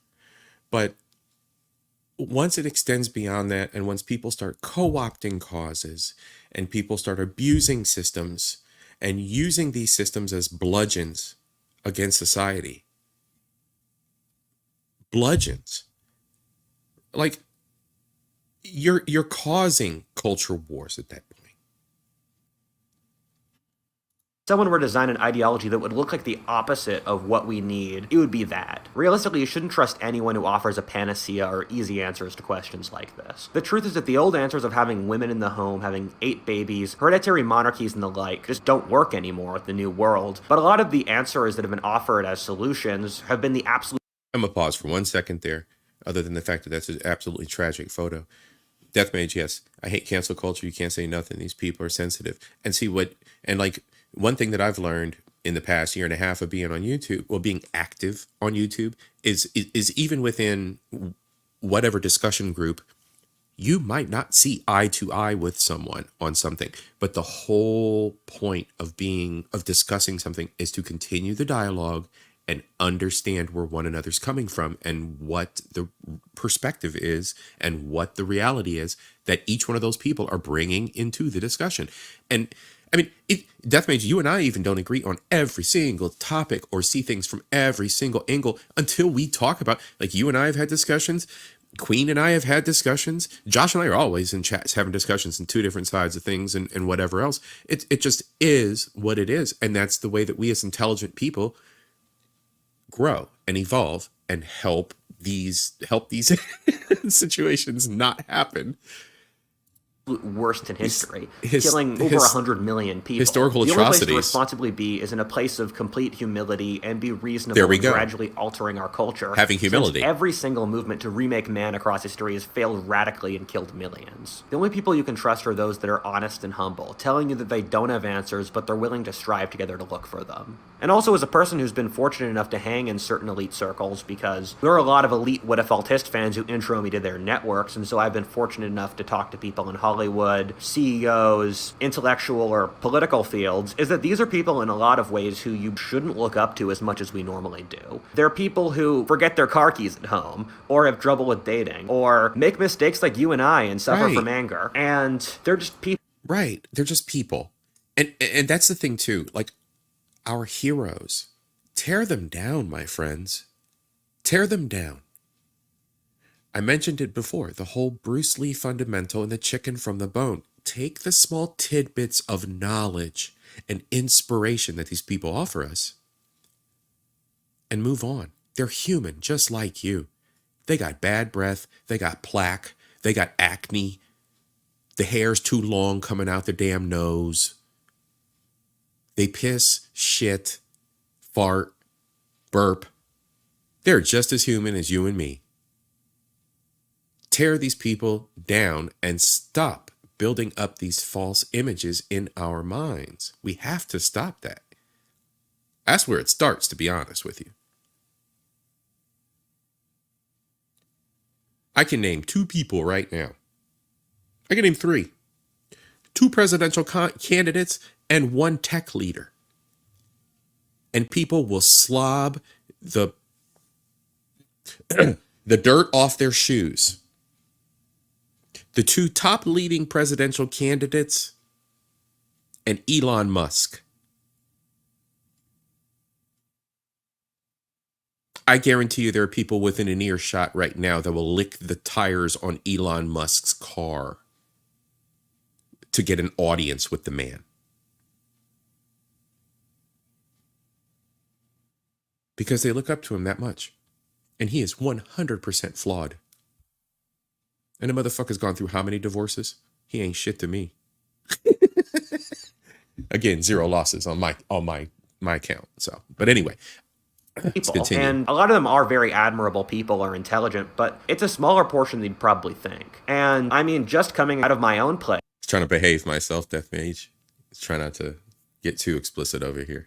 the reason I did all this research is I felt like I knew nothing about the world, and I felt inadequate in understanding how reality worked. So I read hundreds upon hundreds of books to fix that. And through feeling like I wasn't the guy who had the answers, now what if Altist fans who intro me to their networks, and so I've been fortunate enough to talk to people in Hollywood, CEOs, intellectual or political fields, is that these are people in a lot of ways who you shouldn't look up to as much as we normally do. Right. They're people who forget Right. their car keys at home, or have trouble with dating, or make mistakes like you and I and suffer from anger. And they're just people. And a lot of them are very admirable people or intelligent, but it's a smaller portion than you'd probably think. And I mean, just coming out of my own place, the reason I did all this research is I felt like I knew nothing about the world, and I felt inadequate in understanding how reality worked. So I read hundreds upon hundreds of books to fix that. And through feeling like I wasn't the guy who had the answers, now I'm treated like I am, where like my friends ask me for advice all the time. I consult for people about topics I talk about. I run a channel with millions of viewers a month. And it just totally shocks me that I'm treated as this person who has all the answers, even though the reason I have the answers is because I feel like I don't. And I mean, the best A good takeaway from that, everybody, is seek knowledge for yourself as well. And even though it's odd in the way that, you know, he's conceiving this, and he's processing all of this and processing how he's positioned himself in the world just by his own passions, you too should position yourself within your own sphere of the world in the same manner. Push out your energy to build your trade, your knowledge in the same way. And I definitely, highly recommend everybody get a reading list together for the year. Do something like that. Get some books together, not just entertainment, but books about history and something outside the scope of what's comfortable. Just try to expand yourself, challenge yourself a little bit, or something you've been curious about your whole life and never dove into. Just get a beginning book on it and start at the bottom. best answer I could give you with all that background is when you look for people in authority, look for those who aren't going to sell you snake oil and seem to not be bullshitting you about the world, and just trust your own common sense. As I dealt with more of the world, I've realized that the two things that keep me from doing really dumb stuff are friends who have my best interests in mind and are responsible themselves, and just trusting my own gut instinct of common sense, because it's so easy to purposely make yourself dumb through overthinking. Number 6, do stakeholders have to be... All right. Next up, stakeholders have to run the government. All right. This is a longer one. I think this is actually it's the longest one. I'm looking at the video too. This is the longest one he's got. Longest segment. Wait a minute. No, that we just got through the longest segment. All right. So this one's not as long, but this one is, we might have to rewind a couple times here as he goes along. I'm going to be quiet and let him run through it. I think there's a lot of validity to this, and I think we have to think about big corporation, and I think there's a lot of sentiment surrounding big corporation. So let's watch this and think this through together.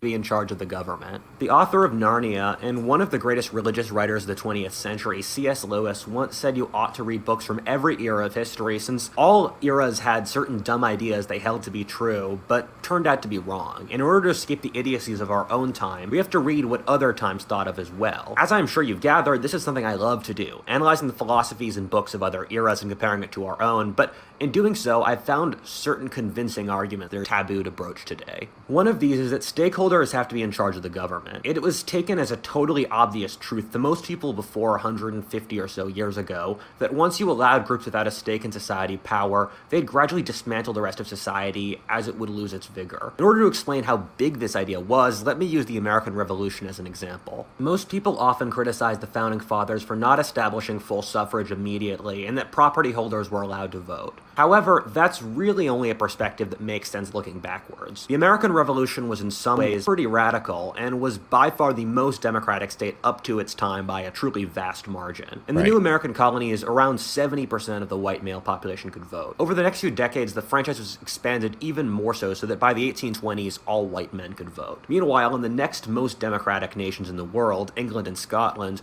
only 3 and 2% of the male populations could vote respectively. And in the next countries after that, the Netherlands and Switzerland, the number...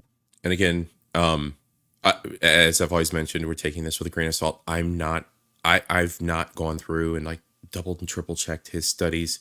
I'm trusting his evidence and the way that he's presenting it. You, as the audience, are also free to do so. And as mentioned, I know that there are some history buffs out there. You may want to, if you do find out any facts or anything that contradicts, feel free to just come back to the video and leave a comment below the video, and we can continue our exploration of the information from there. So anyway, folks, let's continue. Was beneath 0.5. Another thing to keep in mind was that democracy was a bad word at the time of the American Revolution, and being called a Democrat was an insult that was thrown at radicals. I remember reading Edward Gibbon's argument for the decline and fall of the Roman Empire, written in the same year as the start of the American Revolution, about how democracy was inherently irrational. The Founding Fathers were taking a big bet by making America as democratic as they did. Since it translates to, there is a serious problem in Scotland, only 3 is inherently irrational. Sorry, everybody. Sorry, everyone. I was trying to pause it there. Dictator's Handbook. All right. Thank you, Lando Bando. Okay, that's what I was looking for. All right. Thank you. As Lando Bando recommended, a book recommendation is Dictator's Handbook. She said, put the remote down. I know, my little hand got all squiggly. I was like, oh, I'm excited. Look what he's typing.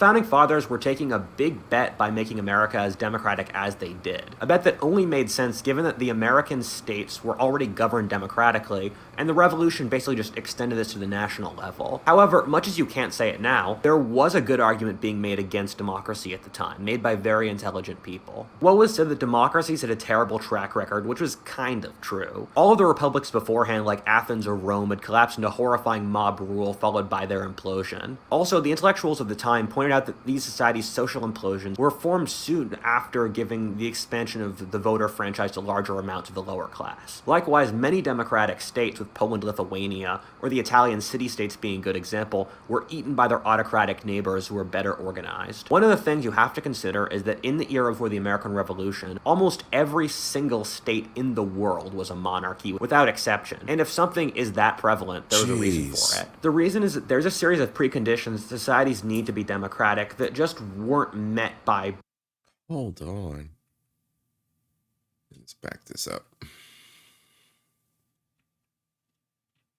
Example, were eaten by their autocratic neighbors who were better organized. One of the things you have to consider is that in the era before the American Revolution, almost every single state in the world was a monarchy.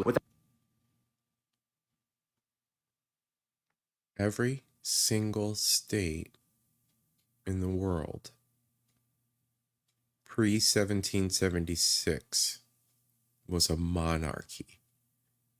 Where's Hawaii? Oh, shit, Hawaii.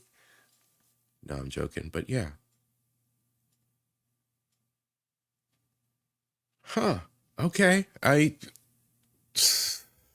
hadn't thought of it like that at all. Without exception. And if something is that prevalent, there's a reason for it. The reason is that there's a series of preconditions societies need to be democratic that just weren't met by basically any country before the 18th century US. The first is literacy. You very rarely see functional illiterate democracies, with India being a contrarian example. Oof. Likewise, the vast majority of the world's population, normally numbering around 90% in most places, was illiterate. The Protestant Reformation, however, which put a very heavy emphasis on literacy in order to read the Bible to connect to God, God, meant that literacy rates in Protestant countries went through the roof. And so by the time of the Revolution, almost all white Americans were literate. The second and most important is that America was one of the very few advanced societies in which the vast majority of Americans held some form of property. The sheer amount of land in the industrious culture meant that any American who wanted land just moved 60 miles to the frontier, leaving the Scottish immigrant back in the docks with an additional job. Afterwards, you only see democracy spread to countries where majorities of the population were property owners.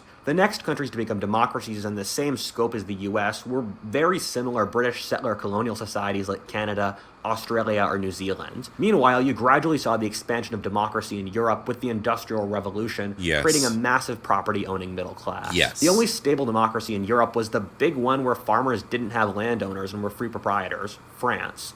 After that, around the world, democracy is spread with the establishment of a property-owning middle class. If you want to look outside Europe, you see the exact same results. After independence from Britain, India divided up the feudal noble estates, thus creating a giant free peasant class. Meanwhile, Pakistan remains to this day feudal. Can you guess which of them is one of the most dynamic democracies in Asia and which has never seen a politician finish his term without a political coup? We see the same trend in Latin America and Southeast Asia, where democracies normally followed cutting up the feudal estates in the 1970s. However, what you see when you try to push a democracy without enough of the population being stakeholders. All right, bro. Pause.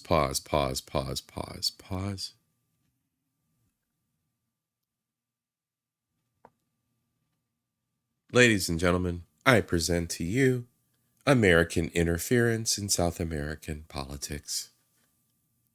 I'm sorry, did I say that out loud? Shit. In 4K? Well, 1080p. So, meh. However, what you see when you try to push a democracy without enough of the population being stakeholders, you get really bad results. A perfect example being the collapses in the middle classes in modern Western nations have resulted in the rise of anti-democratic movements on both the right and the left. Non-stakeholders aren't incentivized to support democracy, which is a slow-moving, status quo-oriented system, since they have nothing to lose if society falls apart, and so support radical candidates who promise to give them stuff in the off chance they succeed. These exact sort of candidates show up like clockwork in Latin America all the time. Latin America has some of the highest inequality of anywhere in the world. Did I just say Latin America? No, he showed Latin America. So there's South America, but I mentioned, American politics and interference. And anyway. Latin America is kind of a clash royale of electing some radical candidate by the have-nots to shake up the system. But the fact of having so many radical candidates to shake up the system means there's no stability. And so, who likes drama? Who likes radicals? Who likes money? Who likes corruption? We do. America. Duh.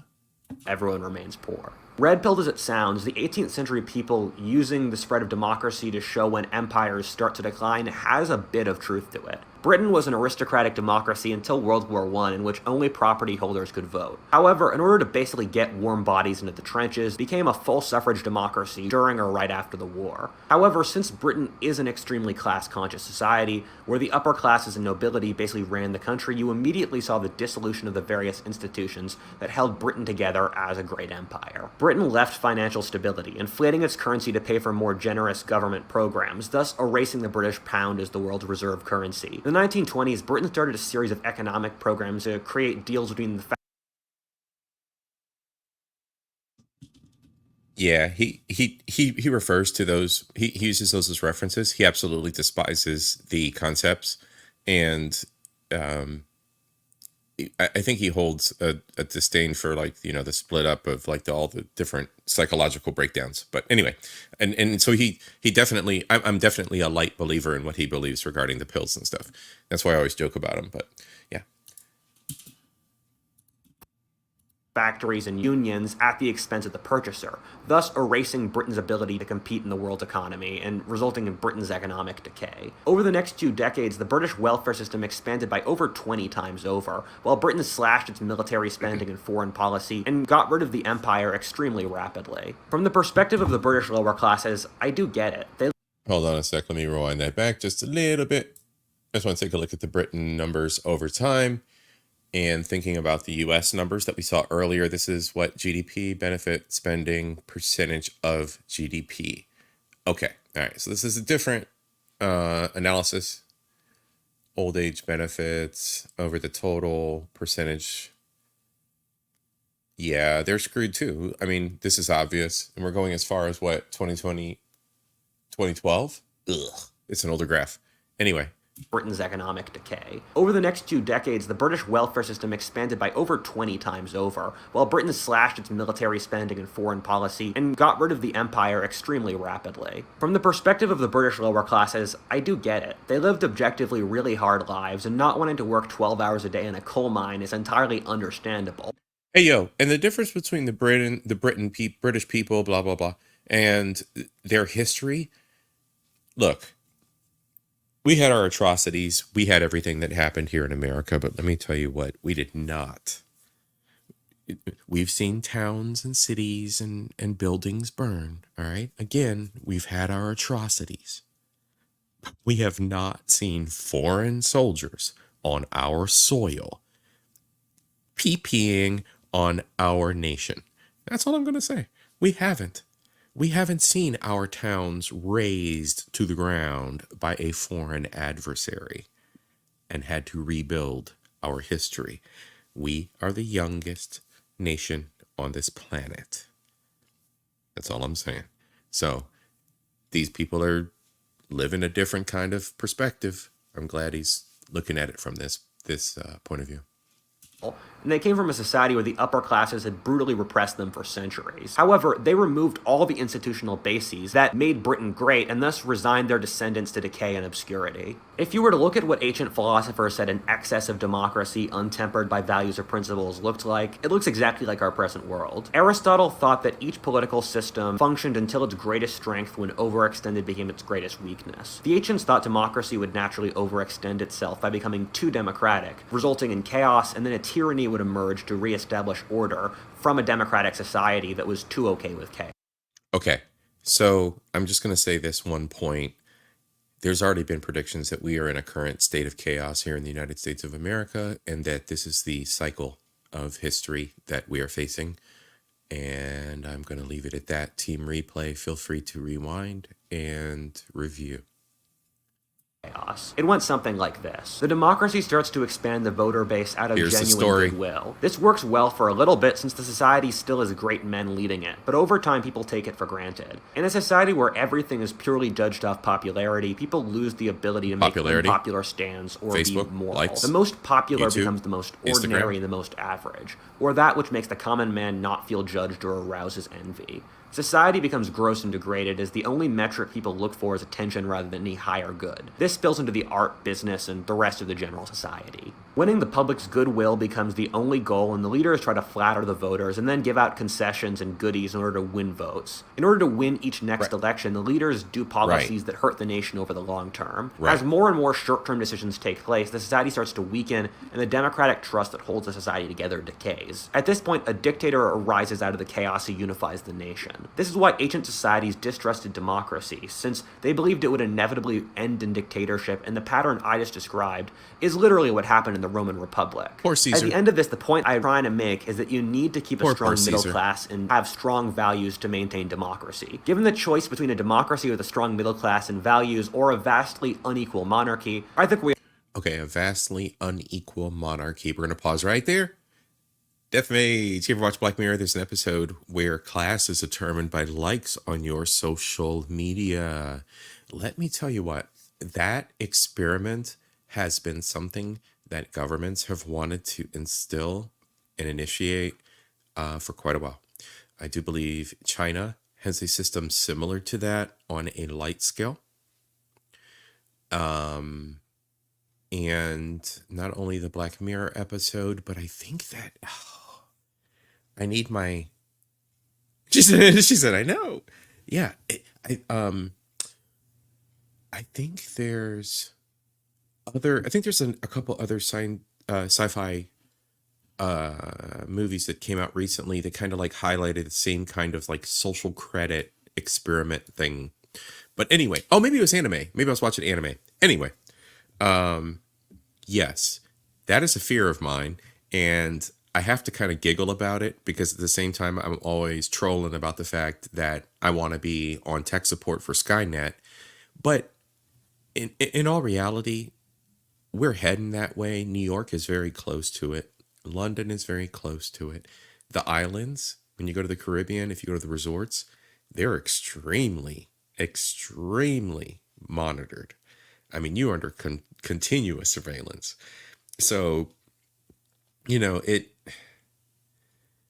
it's getting to the point where I'm see, I like the whole cyberpunk, cyber dystopic future kind of aesthetic to life because I'm always going to be a technophile first. So I'm always going to want to see what the future of tech is going to bring and how humans are going to embrace it. Now, when it comes to the division socially, that's the part where everything gets crazy. And, you know, that's the part where, you know, like the social likes and, you know, ranking, like how much food you're going to get and, you know, all that stuff. You know, when they start ranking, you know, what's your rations? What are your, like in Star Wars, like, oh, this will be 4 rations for you this week. You know, like when Ray goes in to trade in for scrap parts. It's like that kind of thing, man. Like you never want to see human liberties be reduced to subservient, you know, shit. And it's getting that way in a lot of places for a lot of people. And to be honest with you, about 99%, which is kind of pissing me off. My algorithms changed on YouTube. I don't know. I mentioned this to everyone. Spiral. I need to wait. Hold on. I used to have a spiral. Where's my spiral? Boom. We left off here. We all know what the better choice. Whoop. We left off here at the end regarding the stakeholders.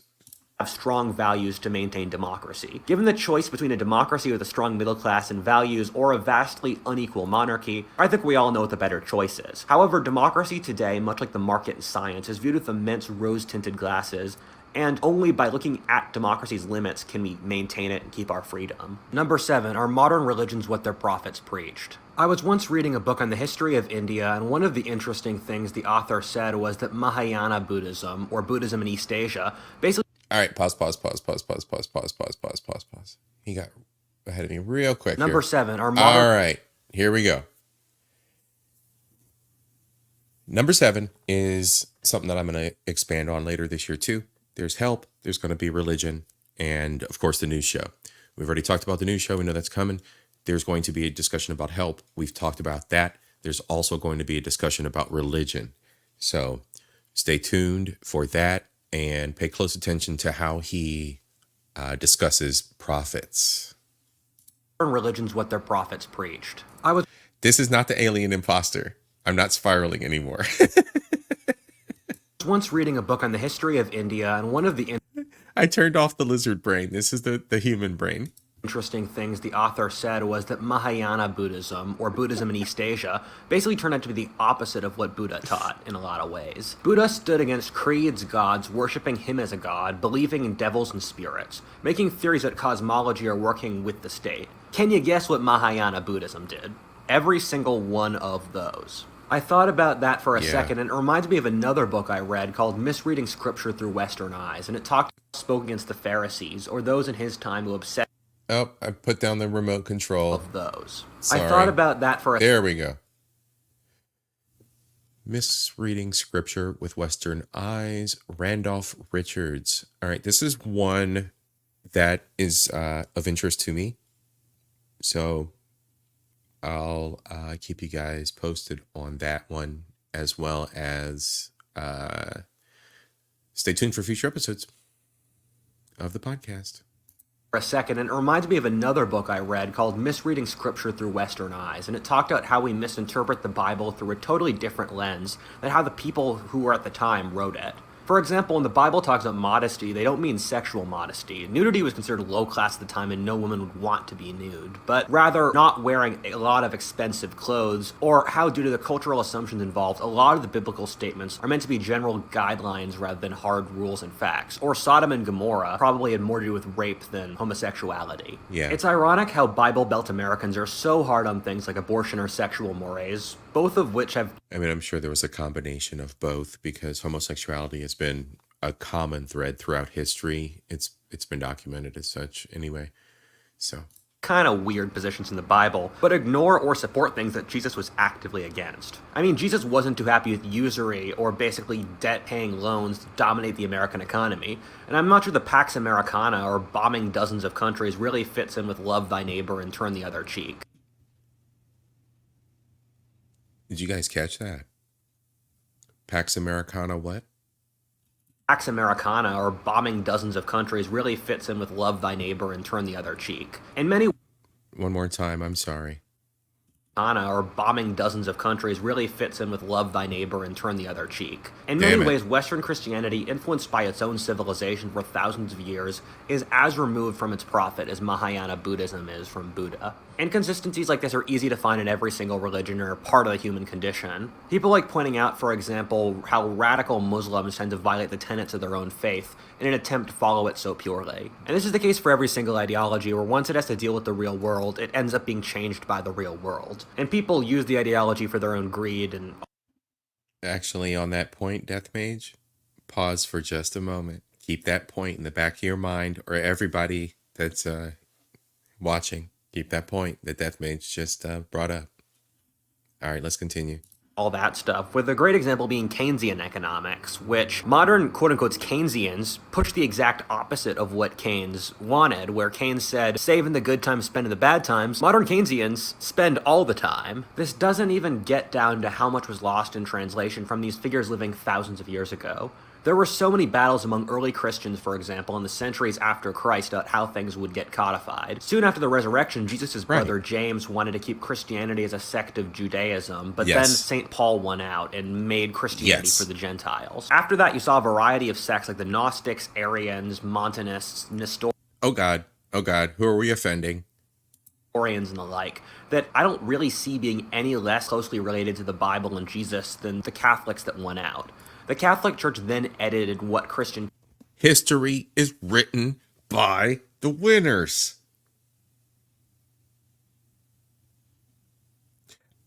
I've been waiting for a moment to talk about the way they abridged the scriptures. They abridged it. They abridged it to fit the narrative. Social media. Who is the current enemy of the people? Well, according to Orange Man. The news. Mainstream news. Who controls the narrative? Back in the day, it was the Catholics. We got mainstream media this year, mainstream news this year, this era. Because, of course, people have fallen away from their spirituality.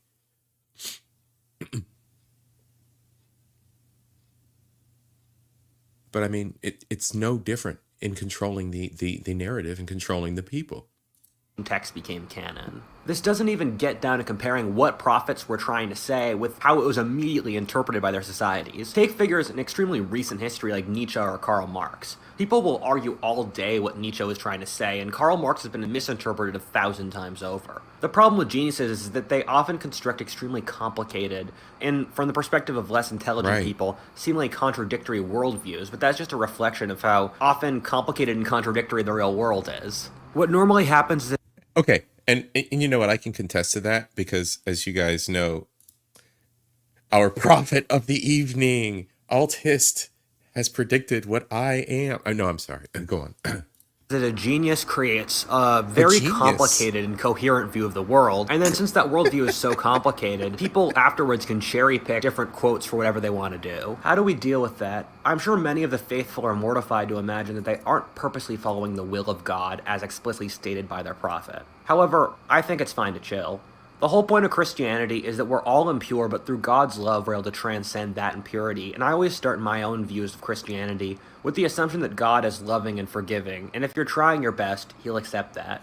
Jesus himself spoke against the Pharisees, or those in his time who obsessed over rules, rather than standing for the general message of loving God. For the examples of Western Christianity and Mahayana Buddhism, both of these have done beautiful and moral things that warrant pride just by themselves. Also, remember that the world has changed a lot. Ending slavery isn't directly in the Bible, but is definitely in the spirit of things, and I'm glad European Christendom did it. Zen Buddhism, very little relation to what Buddha taught, but Zen Buddhism is a totally independent outgrowth of Mahayana Buddhism that's very different from how Buddha probably imagined it, but Zen is one of the most beautiful things ever made. Also, remember that the world has changed a lot. Even if you start with the assumption that Jesus was the Son of God, he still did tailor his divine advice to the world 2,000 years ago, and there's no way he could say enough in the 33 years of his life to convey every exigency of all the future. I guess I'm a bit biased since I was raised a Quaker, a sect of Protestantism that believes in continuous revelation, or that God speaks to us all. Strangely enough, one of the first things I think of in this whole thing is how the white and literal fraudster Black Lives Matter activist leader Sean King hates on white Jesus, saying Jesus was dark-skinned, which is insane considering Jesus was a Jew, and Jews look like this. However, my take is that Africans make black Jesuses, Koreans make Asian Jesuses, and the like, and since the Christian message applies to all peoples, so it makes sense if North Europeans make Jesus in their image. It's me thinking about how missionaries in the Arctic talk to Eskimos about the seal of God rather than the Lamb of God, since it's...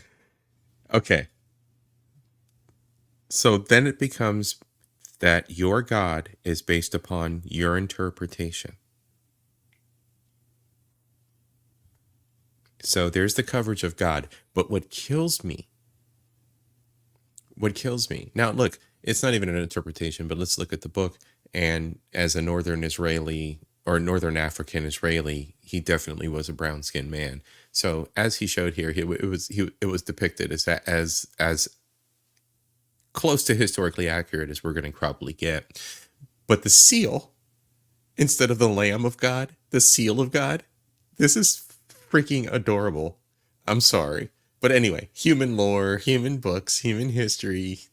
I think that's hilarious. Let's get across the vibe of God's universality. And yo, everybody, I want to throw a quick shout out. More money, yeah.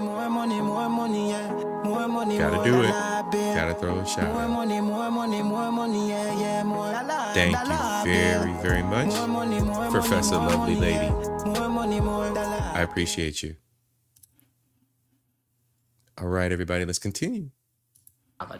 God belongs to all of us, not purely to the inhabitants of the Syrian desert from 3,000 to 2,000 years ago. What if Altist, and thanks for watching. If you enjoyed that video, please like, comment, subscribe. All right. That's it. We got through it, everybody. We got through it. So that was the number 7. So we had 10, then we have the 7, and we have 1 more to go. We got 8 more taboo questions and about history and society to go. You know what? I saw that too. That was hilarious. Where was that at? Europeans make Jesus in their image. Makes me think. Oh wait, I think it was back before that. Take is that Africans make black Jesuses, Koreans make Asian Jesuses, and the like, and since the Christian message applies to all peoples, so it makes sense if North Europeans make Jesus in their image. It's me thinking about how missionaries in the Arctic talk to Eskimos about the seal of God rather than the Lamb of God, since it's get across the vibe of God's universality. God belongs... There he is. Buff Jesus. You guys want to know like the most sacrilegious thing? There's a video game out where you have like Buff Jesus fights like Buff Buddha, and it's just like, if you're like uber religious, I think like a whole bunch of people protested it and they like tried to dox the creators of the game. You know how the internet is. You know how the digital world is and how people become enraged about their cause. But yeah, that's I might have to research where the Buff Jesus statue y'all like get a picture from me firsthand.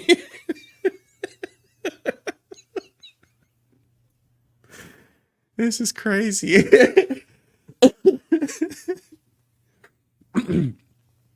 But yeah, we had the 10 taboo topics. We had the 7. Now we have the 7 taboo topics.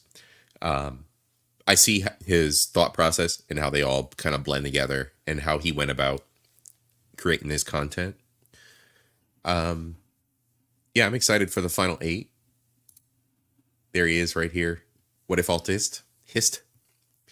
So what if alternate history? And of course, he's examining history, philosophy, civilization, and culture. And you guys know what word spawned my interest. Culture, of course, right? Then philosophy right behind it. History and civilization all in one. All right, y'all. I'm not going to spiral anymore because I see Josh and Deathmage out there just laughing and having fun. So we're going to close out. But I do thoroughly appreciate y'all for being here. Josh, Deathmage, we had, let's see, of course, our benefactor of the evening. Who else do we have? We had Professor Lovely Lady, our benefactor of the evening. Oh, John was here earlier. And Lando Bando, old school historical homie. One love to everybody that was here this evening. Thank you very much for stopping by. If I missed you, you know I love you just the same. Thank you very much. Please like, subscribe. Almond Eyes, where did you go? Bronze Flat, you guys disappeared. You stopped through. I appreciate you, though. I did miss giving you guys your shout outs. But yeah, everybody, please like, subscribe, share the stream. Pick up yourselves. Peace. And I'll see you next week. Look out for other notifications if anything pops up and I decide to run with something new between now and next week. And as always, Captain Poncho will be doing his random thing. He's coming up with some new ideas probably this week with some homies. So I might do some live streaming online with the homies. All right. Hustler Muscular, thanks for stopping by, my brother. Please, team replay. Yes, Deathmage, this was fun. This was definitely fun. I much prefer the philosophical stuff than the focused relationship stuff. This is my jam. And then I'll be getting into some technology, you guys. It's been over a year since I started my active, aggressive discussions about AI. So I'm seeing, of course, all the new happenings with AI. So we're gonna break some of that stuff down. Never be scared, be aware. That's a good motto to have. And peace. Have a good night.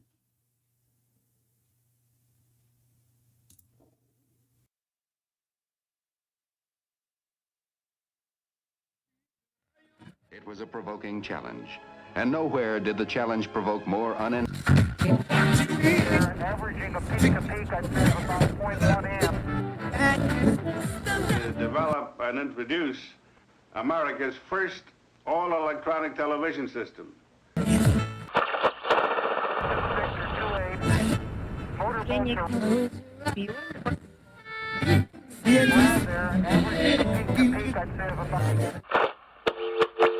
But Mr. Bishop, this sort of thing is going on all the time. And if something isn't done about it now, someone will... I'm in the airlock now, and it's dumped to, well, first I dumped it to 9, and then it crept back up to 9.5. I dumped it again, and it's sitting at 8.5 right now. And Nancy feels that a newspaper, any newspaper, has the obligation to deliberately deal with those things which demand public attention. How do you feel about the controversy? Basically, the fan behaves the same on Joe's suit. When I first turned the power on, or just prior to that, he's drawing 0.6 amps.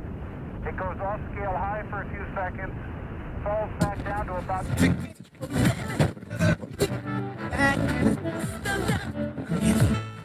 Motorboats around there, averaging a peak to peak, I'd say, of about 0.1 amps.